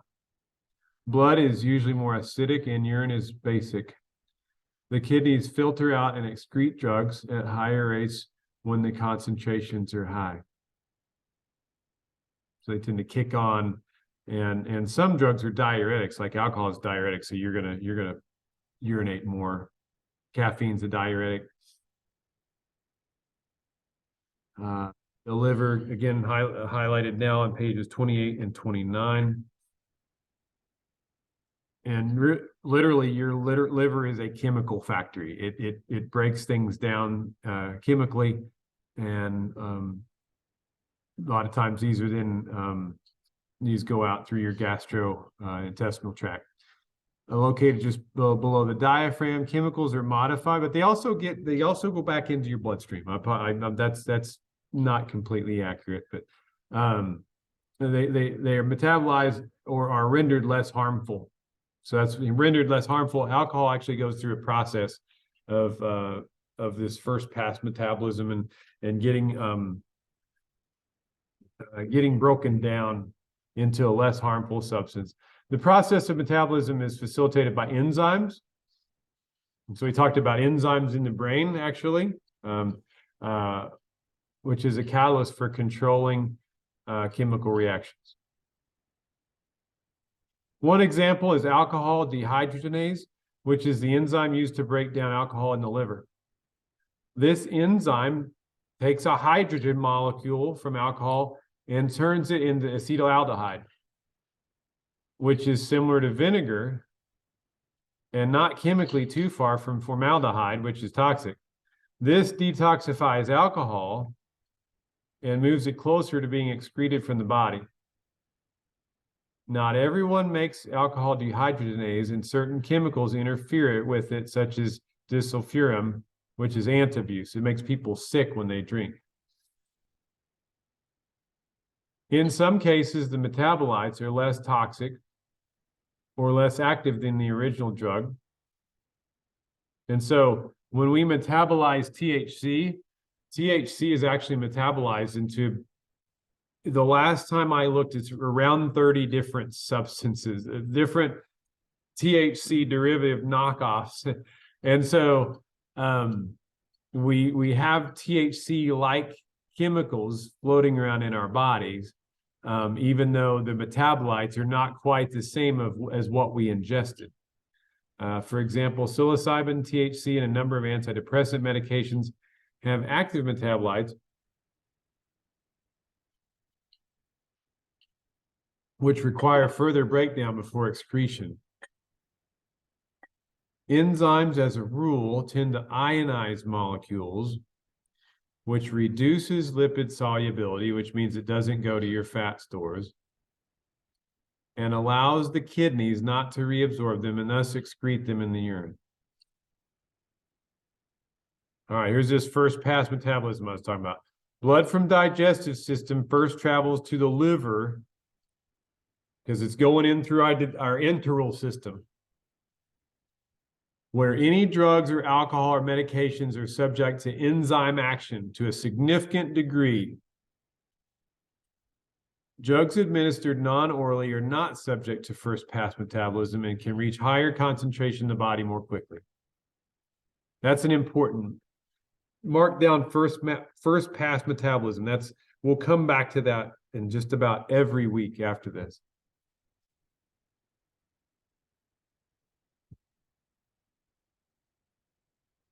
That's because your liver works very closely with your stomach.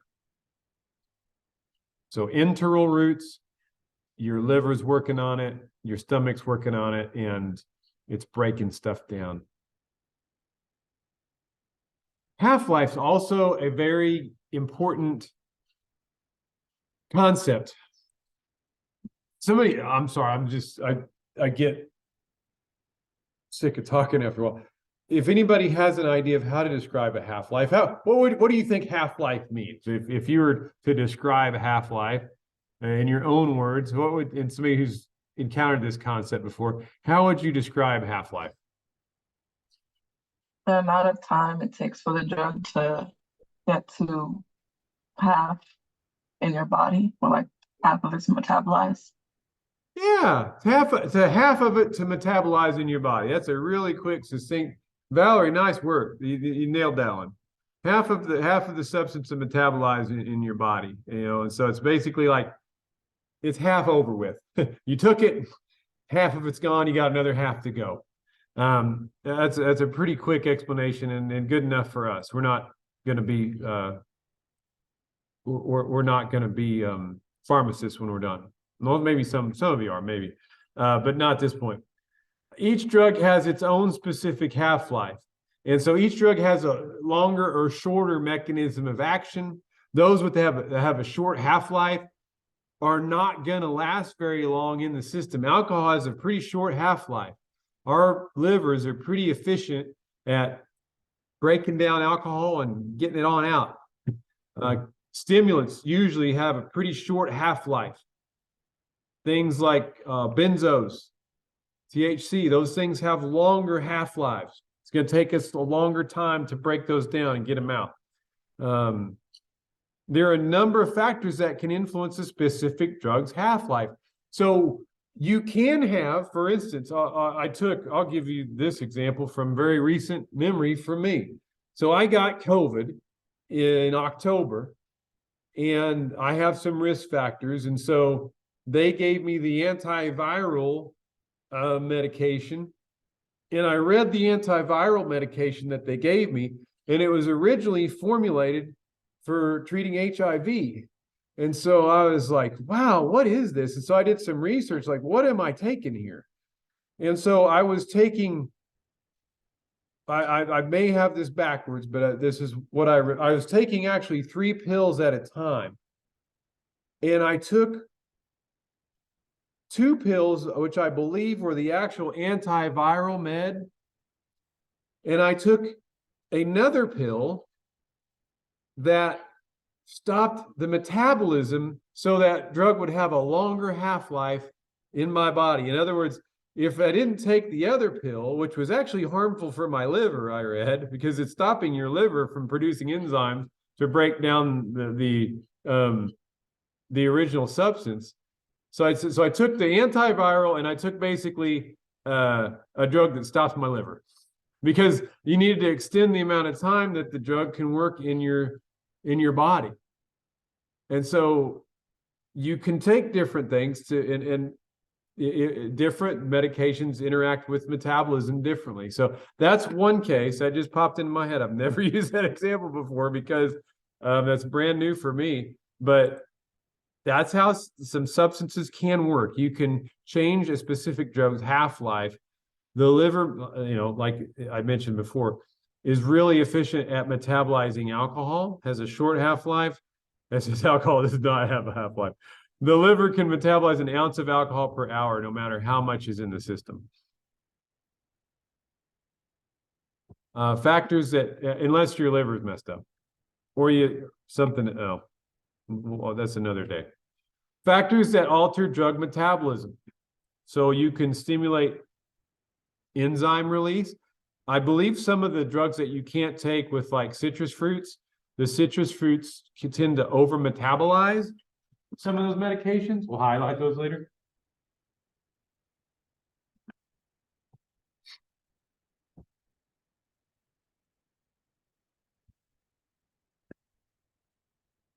I've already showed this. Enzymes. So enzymes can impact your reuptake, because they can come eliminate, and you do have enzymes that eliminate neurotransmitters a lot of times just by virtue of it. They go through all the time and break down stuff that's not supposed to be out there. Yeah, it's the fun police. You're having too much fun. We're breaking this down. In addition to increased levels of alcohol dehydrogenase, in the presence of alcohol results in the increase in enzymes used to metabolize barbiturates. It is therefore important for physicians to be aware of the levels of alcohol use in patients, particularly when prescribing pain medications and even for anesthesia. You can also have depression of enzyme systems. That's what I was taking when I took the antiviral med. Some factors actually reduce enzyme functioning, like the health of the liver, your age, and certain chemicals. A good example is disulfiram, which was introduced, used in the vulcanization process of tire manufacturing. Interesting, did not know that. Disulfiram is the active ingredient in antabuse. Disulfiram interferes with the metabolism of alcohol and causes a buildup of acetaldehyde, which makes the person violently ill, which means if you drink any more alcohol, you're going to vomit. Age and liver functioning. At birth, the liver is not fully functioning for many days, and the drugs in the mother's system at the time of birth, and consequently that are in the infant system, no longer rely on the mother's liver for metabolism. So, it's very important to monitor what people are taking, prenatally. In the elderly, liver function decreases, and lower dose may be required for the same effect. Drugs tend to stay in the system longer. So that's important. Our 65 and older, we have people on at least 5 different medications on average. There's a therapeutic window. This is discussed on page 33. Levels of a drug in the system can vary according to the route of administration. So if you take something orally, this is the benefit to having something taken enterally. It tends to last longer. It doesn't have as much of an effect. It's not quite as potent, but it tends to be absorbed more slowly over time. So you have a longer therapeutic window. So that's why when people leave the hospital, they may be getting injections of morphine, or there's also a really short-acting pain medication, and it's an opioid. I can't remember the name. Oh my goodness. I can't remember the name. Sorry, somebody help me out. Really short-acting pain medication delivered using IV. Anybody got anything for me? It's an opioid. It's not morphine. Dilaudid, maybe? Not Dilaudid. It's close though. It sounds close. Dang it. I lost it. There's a really short-acting opioid that they give you in the hospital when you are in a lot of pain. But they also usually start an oral pain medication, say like a Lortab or hydrocodone, before you leave the hospital, because that oxycodone is actually going to last longer than the injection that they give you in the hospital. So that's somebody that's been in a lot of pain from surgery. They're trying to really not use the opioids as much, but that was pretty common. So that therapeutic window for a drug that's taken orally is often longer than a drug that's taken that's smoked or taken via IV. And that is it, my friends.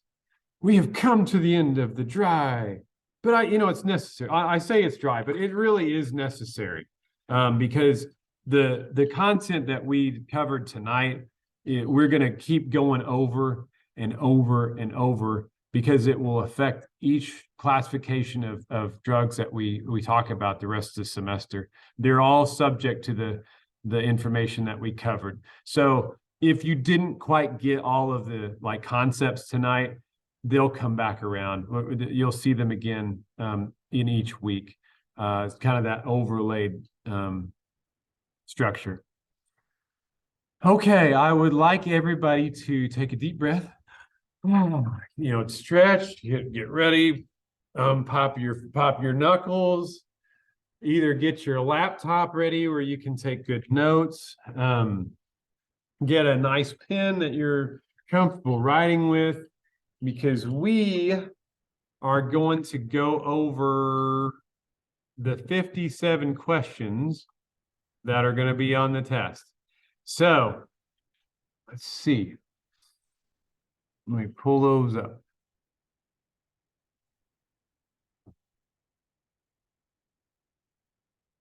And this is going to be awkward because I can't share my screen, because then you'll see all the test questions verbatim. And you're like, that's okay. You guys can do that.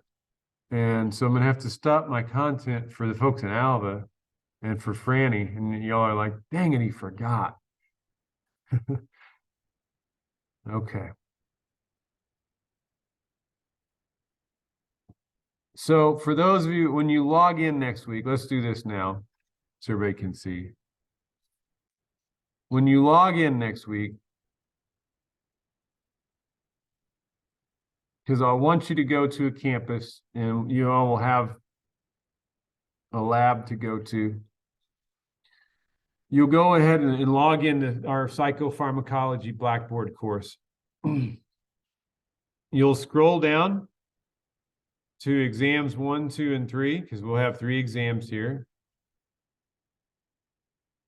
You'll click on that. Oh, there's an exam 2 study guide out there and an exam 3 study guide. Look at that. I'm going to make y'all take notes tonight. Sorry. But you'll click on this. You'll see item is hidden. You'll click on this, the Psychopharmacology Exam 1. It'll give you these instructions. You have 75 minutes. They're multiple choice. And you'll have to give it a password. I'll give the password out to the proctors. But we'll just start that at the first part of class next week. After you're done, I'll give you about 90 minutes. And so about 8:30, we'll meet and do our class. And I won't keep you the whole time. That we'll probably go about 45 minutes or an hour. But we do need to get some lecture in. Okay, so I'm going to stop share. And let's go over what's going to be on it. Are the questions going to be like multiple choice or short answer? Anybody see it, this test right now? Not that I can see anybody. We're all private. Okay. Here we go.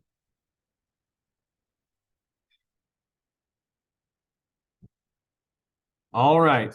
So, got your pens ready, got your typing devices out, ready to roll. Or it's being recorded too. Oh, you know what? As I'm recording this, I'm gonna have to stop the recording right here when I publish this, because everybody will be able to see the screen, and you're like, dang it, this guy, he needs to just chill out a minute. I can see these questions. Okay. Generally speaking, when you ingest psychoactive substances, what is this altering? Your mentation. I'll take responses now if you guys want to throw them out. Your It's mentation. altering something.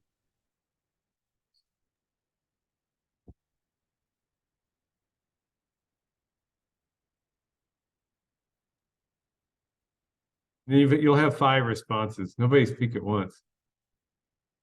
It's very general.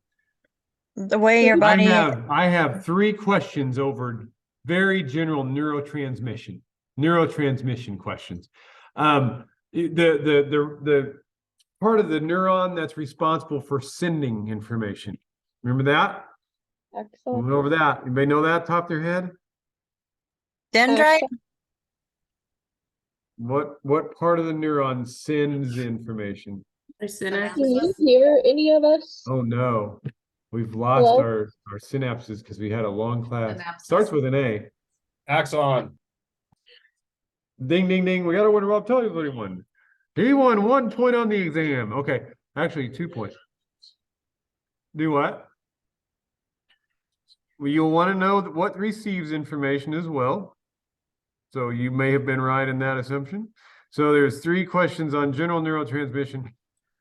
There's also there's a question about a really general question about stimulants. It's very, think our first class where we're just kind of we're classifying substances, not a lot of in-depth information yet. So know a little bit about classification of substances and what they do. So things like, so name the classifications of substances we went over. We just went over a few. Remember, I had them on the board in 4 different areas, and I had some out in the middle. Yeah, some of those. Hallucinogens,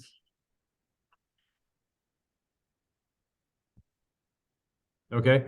Know a little bit about very general brain functioning. Again, we had that one class where we're really minute on all these particular parts of the brain.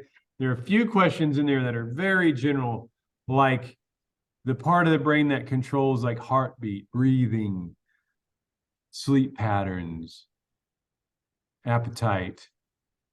Part of the brain is that really general. Y'all can spout off answers. I'm not saying you can't throw them out there if you want to just get it. Like I'll tell you whether you might be wrong or on the wrong track. Can you hear us though? Be shy. That's okay. So heartbeat, breathing, appetite. Remember, we got the lower brain here and the upper brain here. Upper brain's responsible for what? Voluntary stuff. Lower brain's responsible for what? Involuntary stuff. What's that lower brain called? Brain. Yeah, don't get too specific yet. Don't get too specific yet. The upper part of the brain that looks like it's got all the worms and the wrinkles and stuff. Know what that's called, and what that's responsible for. And so I have a slide on there about like different brain chemicals, like neurotransmitters like serotonin, dopamine. So we covered serotonin quite a bit. You might want to know what that does. You probably definitely want to know what dopamine does. We mentioned GABA for a minute. I've mentioned it a few times. You might want to know what GABA does.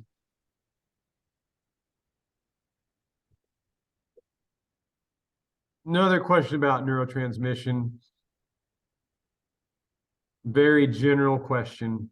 So I had that one class where we went into a lot of detail, where I kept having the slide where you'd hear the lightning bolt go ka-ching.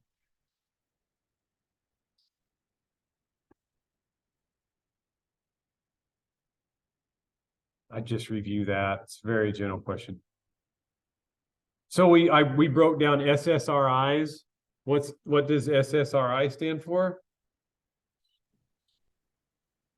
Yeah, know what that means.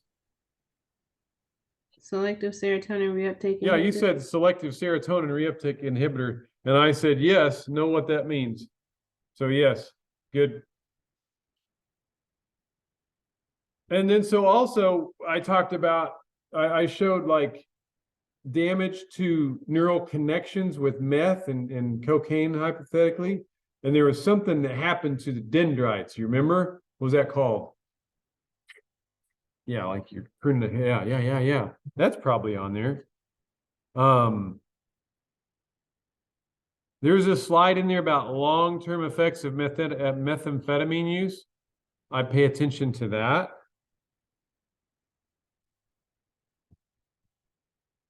There are quite a few negative effects. Oh, and I just went over this tonight too. So that tidal wave slide where I've got, what's it called when somebody is feeling the effects of the drug?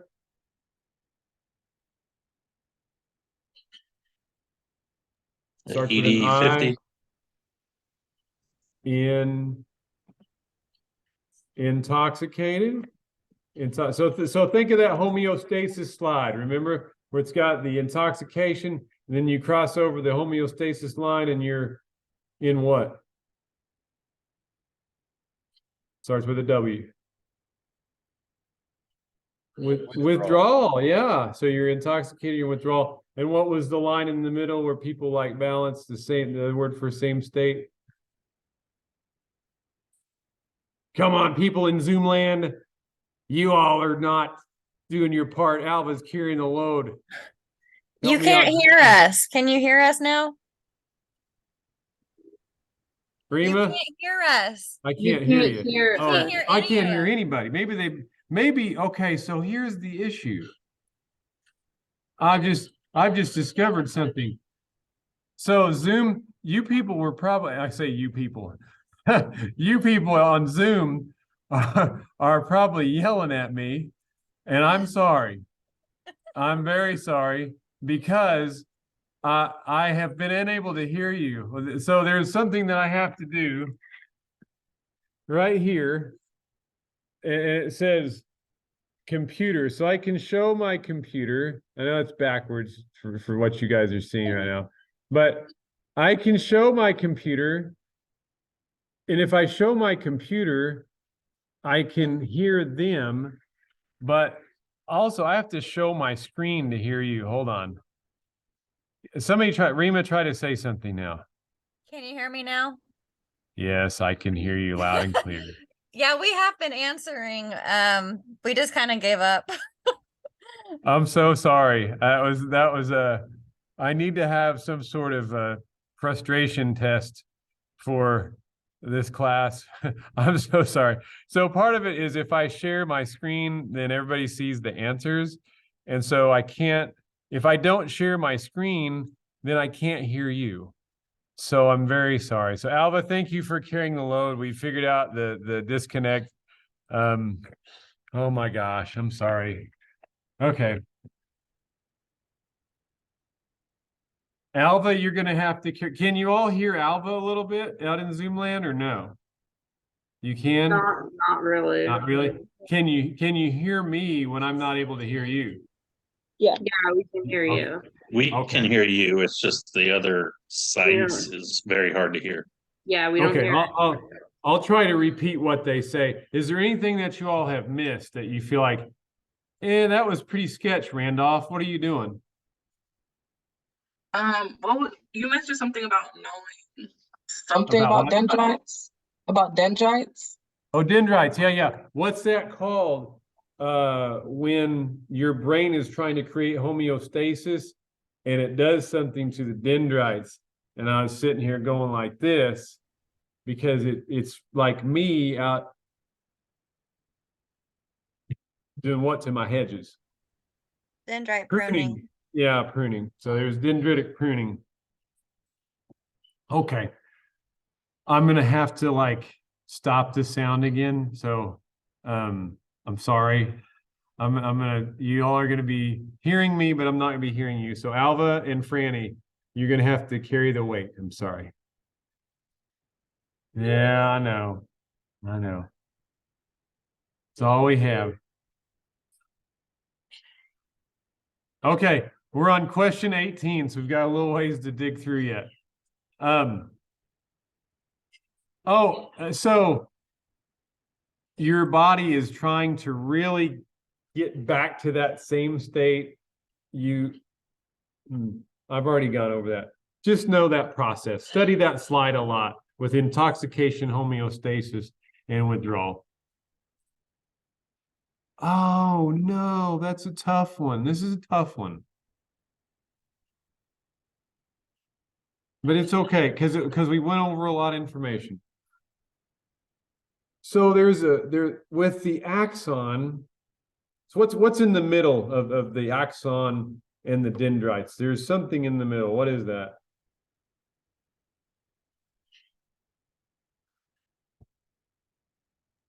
The synapse. Zoomland might, I know they know it in Zoom because I see people smiling. And it's like, oh, we know this one. And there's a little gap. There's a little gap in between that space. What's that space called between the axon and the dendrites?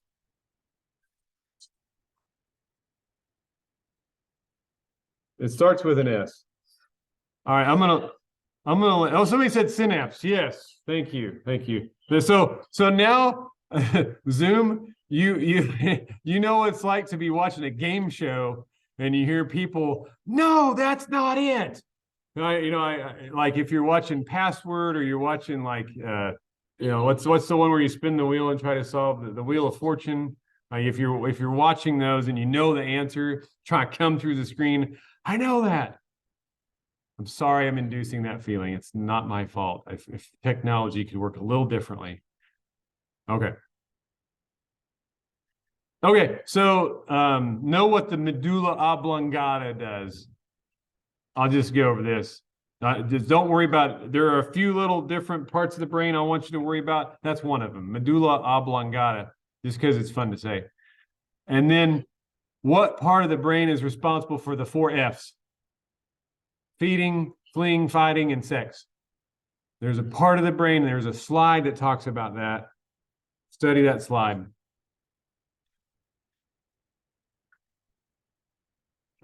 Just mark it, put a star by it. The 4 F's. You all will know what that is. So it's supposed to be a joke, nobody laughed at it. But it's probably because I had Zoom turned off. You couldn't hear any of Zoom. So I'm going to assume that's why you didn't laugh at my joke. No, it's not the amygdala. It's the hypo something. All right. And related to the hypothalamus, this structure sits on top of the brainstem and it's known as the sensory switchboard. What is that? It's related to the hypothalamus by name.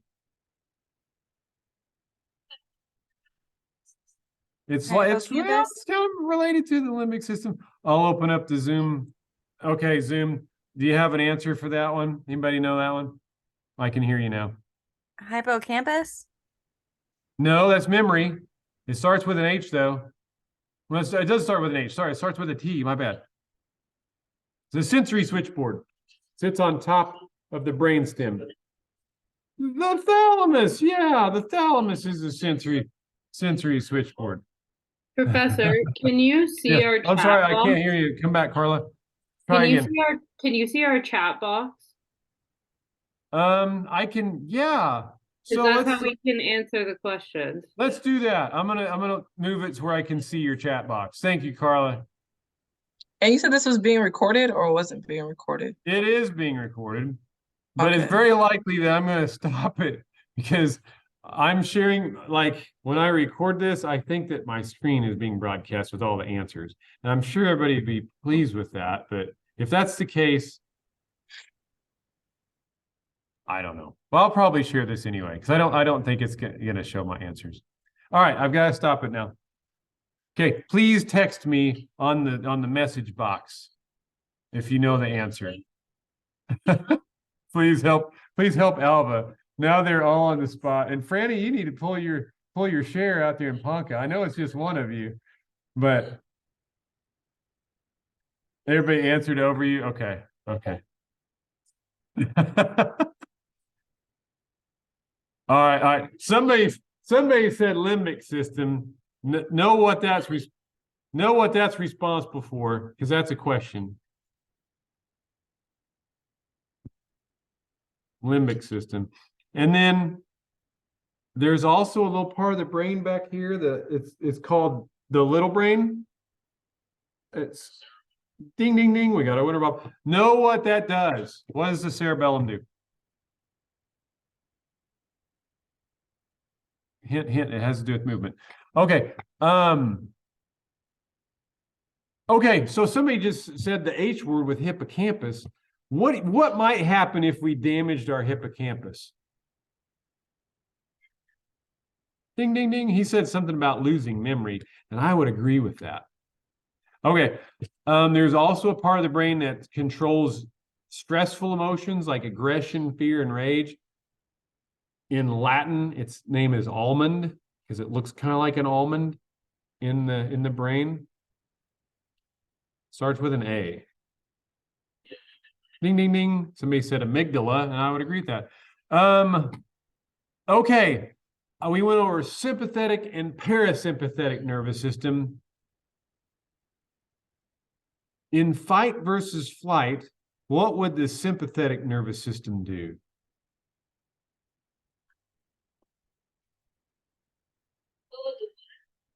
The sympathetic nervous system do?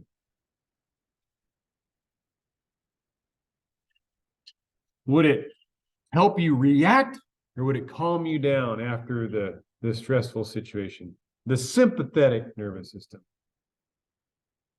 I'll let y'all look that one up. Sympathetic nervous system. All right, and no, what did you say, Franny? Woo, Franny said sympathetic activates. Yes, the sympathetic activates fight versus flight because it's sympathetic to you getting stressed. So it's like, yes, let's get them ready so we can fight this bear. I'm sympathetic to you, so here's a bunch of adrenaline. Because we get that mixed up in our brain because we think sympathy, we're, aw, but that's not the way the sympathetic nervous system works. The sympathetic nervous system says, doesn't say, oh, it says, here, fight. Okay. Neurons are comprised of what? Think of all of the structures of the neuron. So study that cell. There are 3 types of neurons in the brain. Know those 3. There was a slide with those 3 types of neurons in the brain. Study that slide. It's that long slideshow. Oh my gosh, come on. I told you I thought it was funny last week. I knew I'd get annoyed with this. Okay. Grace, you're going to have to come back. I know you have a good reason for not being here, but Grace and Shaughnessy, you're going to have to just drive in, and no, Shaughnessy's saying no. Rima, you're going to have to come to campus and all right. Okay. So the 3 types of neurons. These cells are responsible for providing myelin sheaths for motor neurons and are located in the peripheral nervous system. It's that, think of a bird type of cells, like a bird on a lake with a long neck, white. The swan cells, yeah, responsible. So they're responsible for the myelin sheath. No,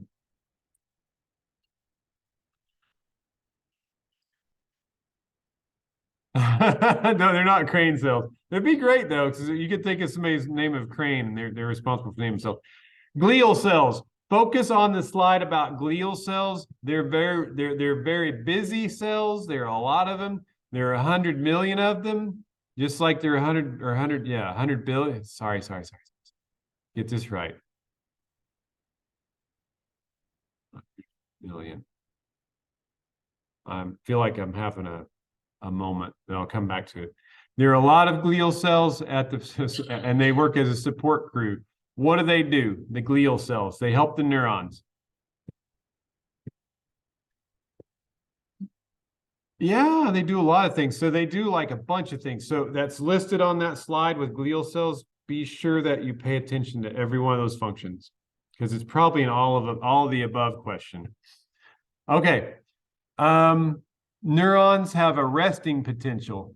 So you have positive voltage and you have negative voltage.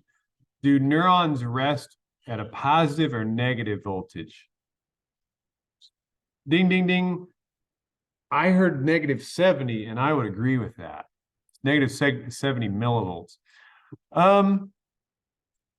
So we talked about hyperpolarization. When something like GABA hits a cell, it's going to get hyperpolarized. It's not going to fire because it's down here. Here's 0 millivolts. Here's -70, and the cell gets depolarized. Phew, what happens when the cell gets depolarized? It's called an action what? Action potential. Yeah. And it's actually all that action potential means is that little electrical spark is going phew, and it's sending chemicals and it's sending a message. That's an action potential. And it involves hyperpolarization and depolarization. And I had another joke. I had a slide in there about action potentials being like the male orgasm, and there being a refractory period. Know what a refractory period would be.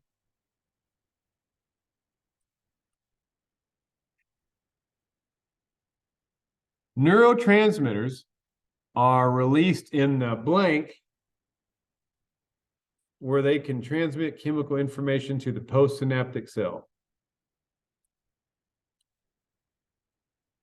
So where would neurotransmitters be released into?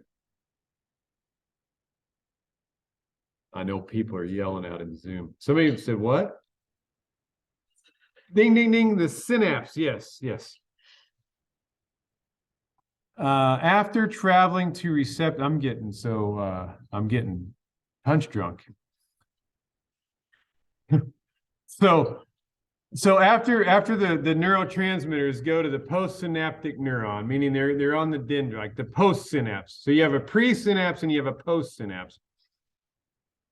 What happens to the neurotransmitters after they do their job and they attach and then they go back into the synapse? What there's two things that could happen to them.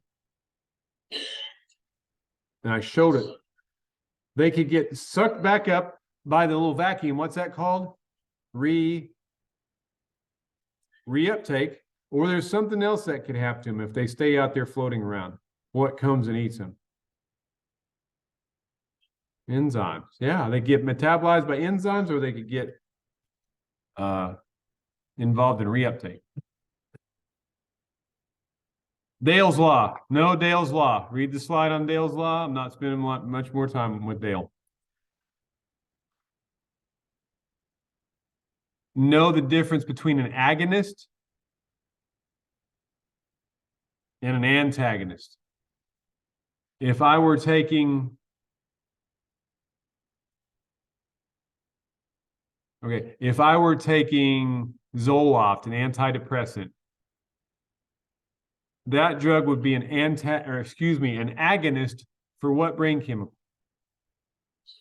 Serotonin. Yeah, it's helping the serotonin work more. If I were taking cocaine, that drug would be an agonist for what brain chemical? Dopamine. Yeah. Agonists help the natural substance work more. Pardon?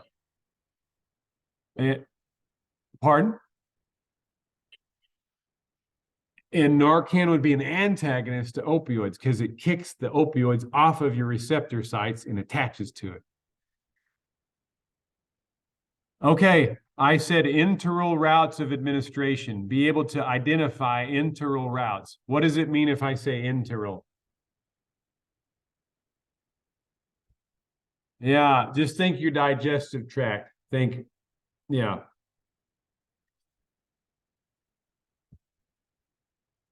Know the difference between the drug's chemical name, its generic name, and trade name. Because that's what we started off class with when everybody was fresh.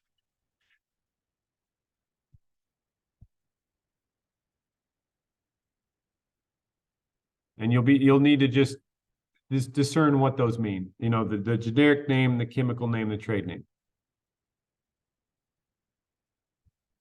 Know the definitions of ED50 and LD50.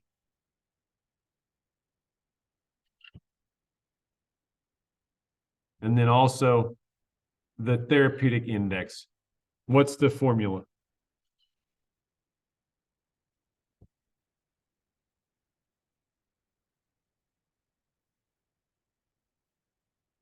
Be able to define potency, the potency of a drug.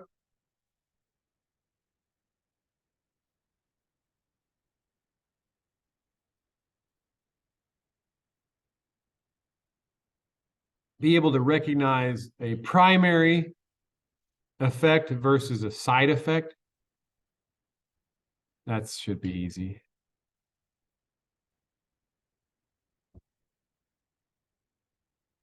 Be able to recognize an additive effect.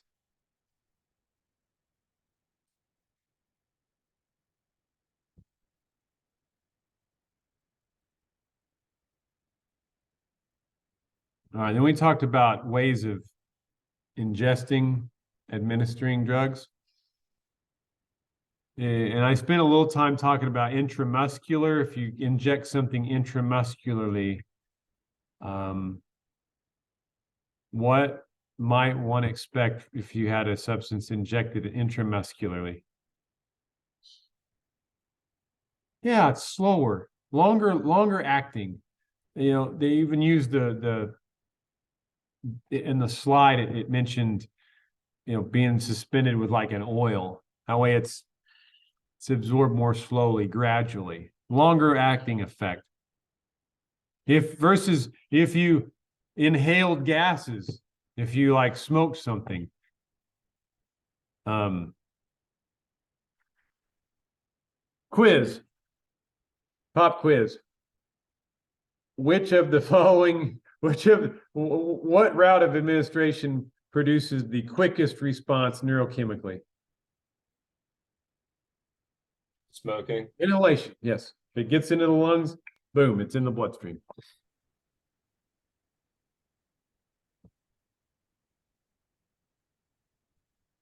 There's also a danger to that. A couple of dangers. What might be some dangers of smoking a chemical?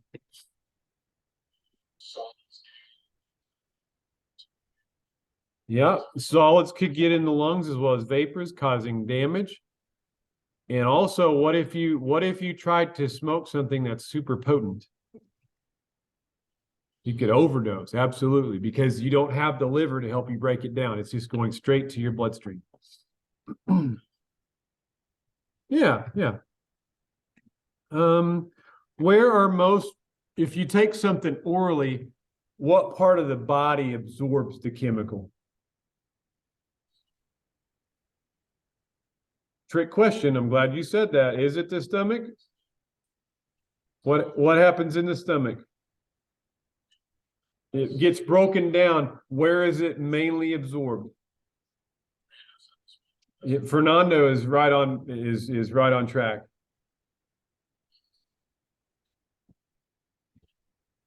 You do now. Don't get me wrong. Some of it is absorbed in the stomach, but by and large, the majority of a drug after you take it gets absorbed in the small intestine. All right, what does it mean if something's lipid soluble?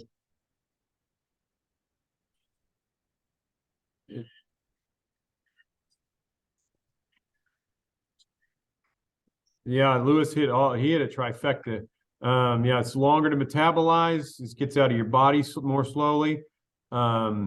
It actually has you can have milder symptoms of withdrawal because it gets metabolized more slowly. It's stored in your body longer. And it can cross the blood-brain barrier very quickly. Very efficiently, I should say. What are your kidneys responsible for? Interestingly, with this, I went over this pretty quickly. What happens if you have a higher concentration of a substance in the bloodstream with the kidneys? What does it tend? It tends to filter it out faster. Yes, thank you. That's on the question. But it also does the filtering. Half-life.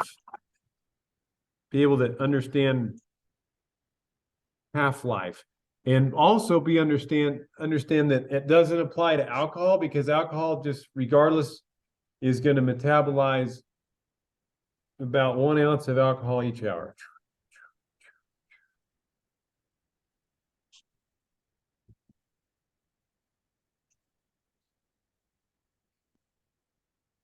Oh, I didn't. These are kind of bonus questions. What's a tolerance?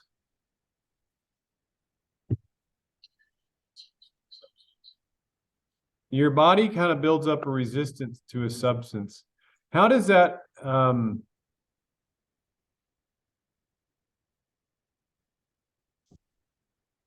that's all. I don't want to make it more complicated than that. You use a substance, your body gets used to it, so it reacts to it. So the next time it sees the substance, it's more efficient at dealing with it. So that's a tolerance. Because your body, okay, well, that dude used to drink 2 beers every time he went out on Friday and got a little buzz. Now that dude goes out and drinks 2 beers, doesn't feel anything, and needs a 6-pack. That's a tolerance, because your liver became acquainted with alcohol and is really good then at metabolizing it quickly. Okay. Withdrawal symptoms, generally speaking, are what? Dysphoria, yeah. But generally, if you're thinking about like what the primary effect of the drug is, how does withdrawal relate to the primary effect? It's the opposite. Yeah, withdrawal is generally speaking the opposite of what somebody feels like with the drug. All right. So I talked about enteral roots. There are parenteral, don't think parents, but think parenteral roots, parenteral roots. Let's say that. Parenteral roots of administration. What do you think, just off the top of your head, what do you think that would refer to?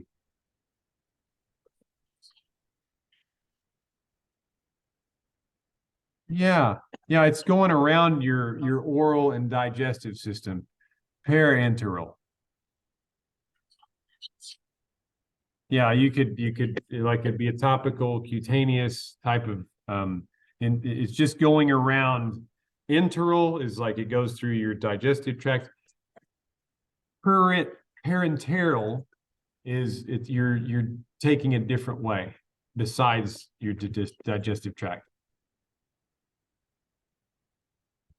Okay, gang, that was a lot. I know that's a lot, and that's why we went over it. So if you spend some time digging through those concepts, remembering the slides, thinking about the keys, you can do this. The questions aren't meant to be super tricky. There's to help you recognize the concepts to where, okay, I can use that later in this class.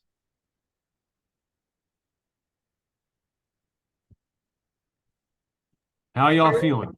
Are they all multiple choice? They're all multiple choice. There are no essays, there are no short answers. It's just all multiple choice. How are y'all feeling with this? Overwhelmed?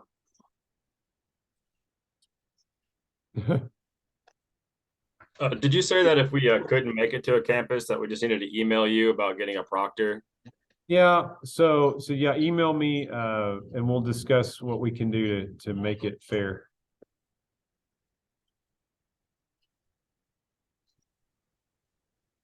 It opens at 6:55 next Monday, right? Yeah, so we'll just start class. It'll start at 6:55. We'll just start class by reporting to the computer lab. So Alva, I'll send an email with where to go, but I assume it'll be the computer lab in the EC. We'll just need to get a proctor. It may be the IE with the ITV people. I'll make sure I get y'all a room. Franny, anybody going to Ponca, I'll talk to Braun about a placement there. And then anybody around Enid, we'll have the computer lab on the second floor. And if you're not in those realms, send me an email. All right, gang. I know this was tough. I know that a lot of this stuff is like not the most. Okay, yeah, it's kind of abstract, but we have to. Well, it's important to know it because it's going to be applied throughout the course. So that's why we have this content up front. Any other questions before we move on? All right. If you need to, please email me, and we'll arrange for the test. Otherwise, don't forget your journal. Now would be a really good time because we have like 15 minutes left in our real class time for you to just hammer out a journal real fast. What stood out to you? Maybe something related to something in your life. If you're an undergrad, if you're a grad, I guess go home and get some rest. Take care, everybody. Have a good week, and I will see you next week. We will have class after our test. Okay, take care.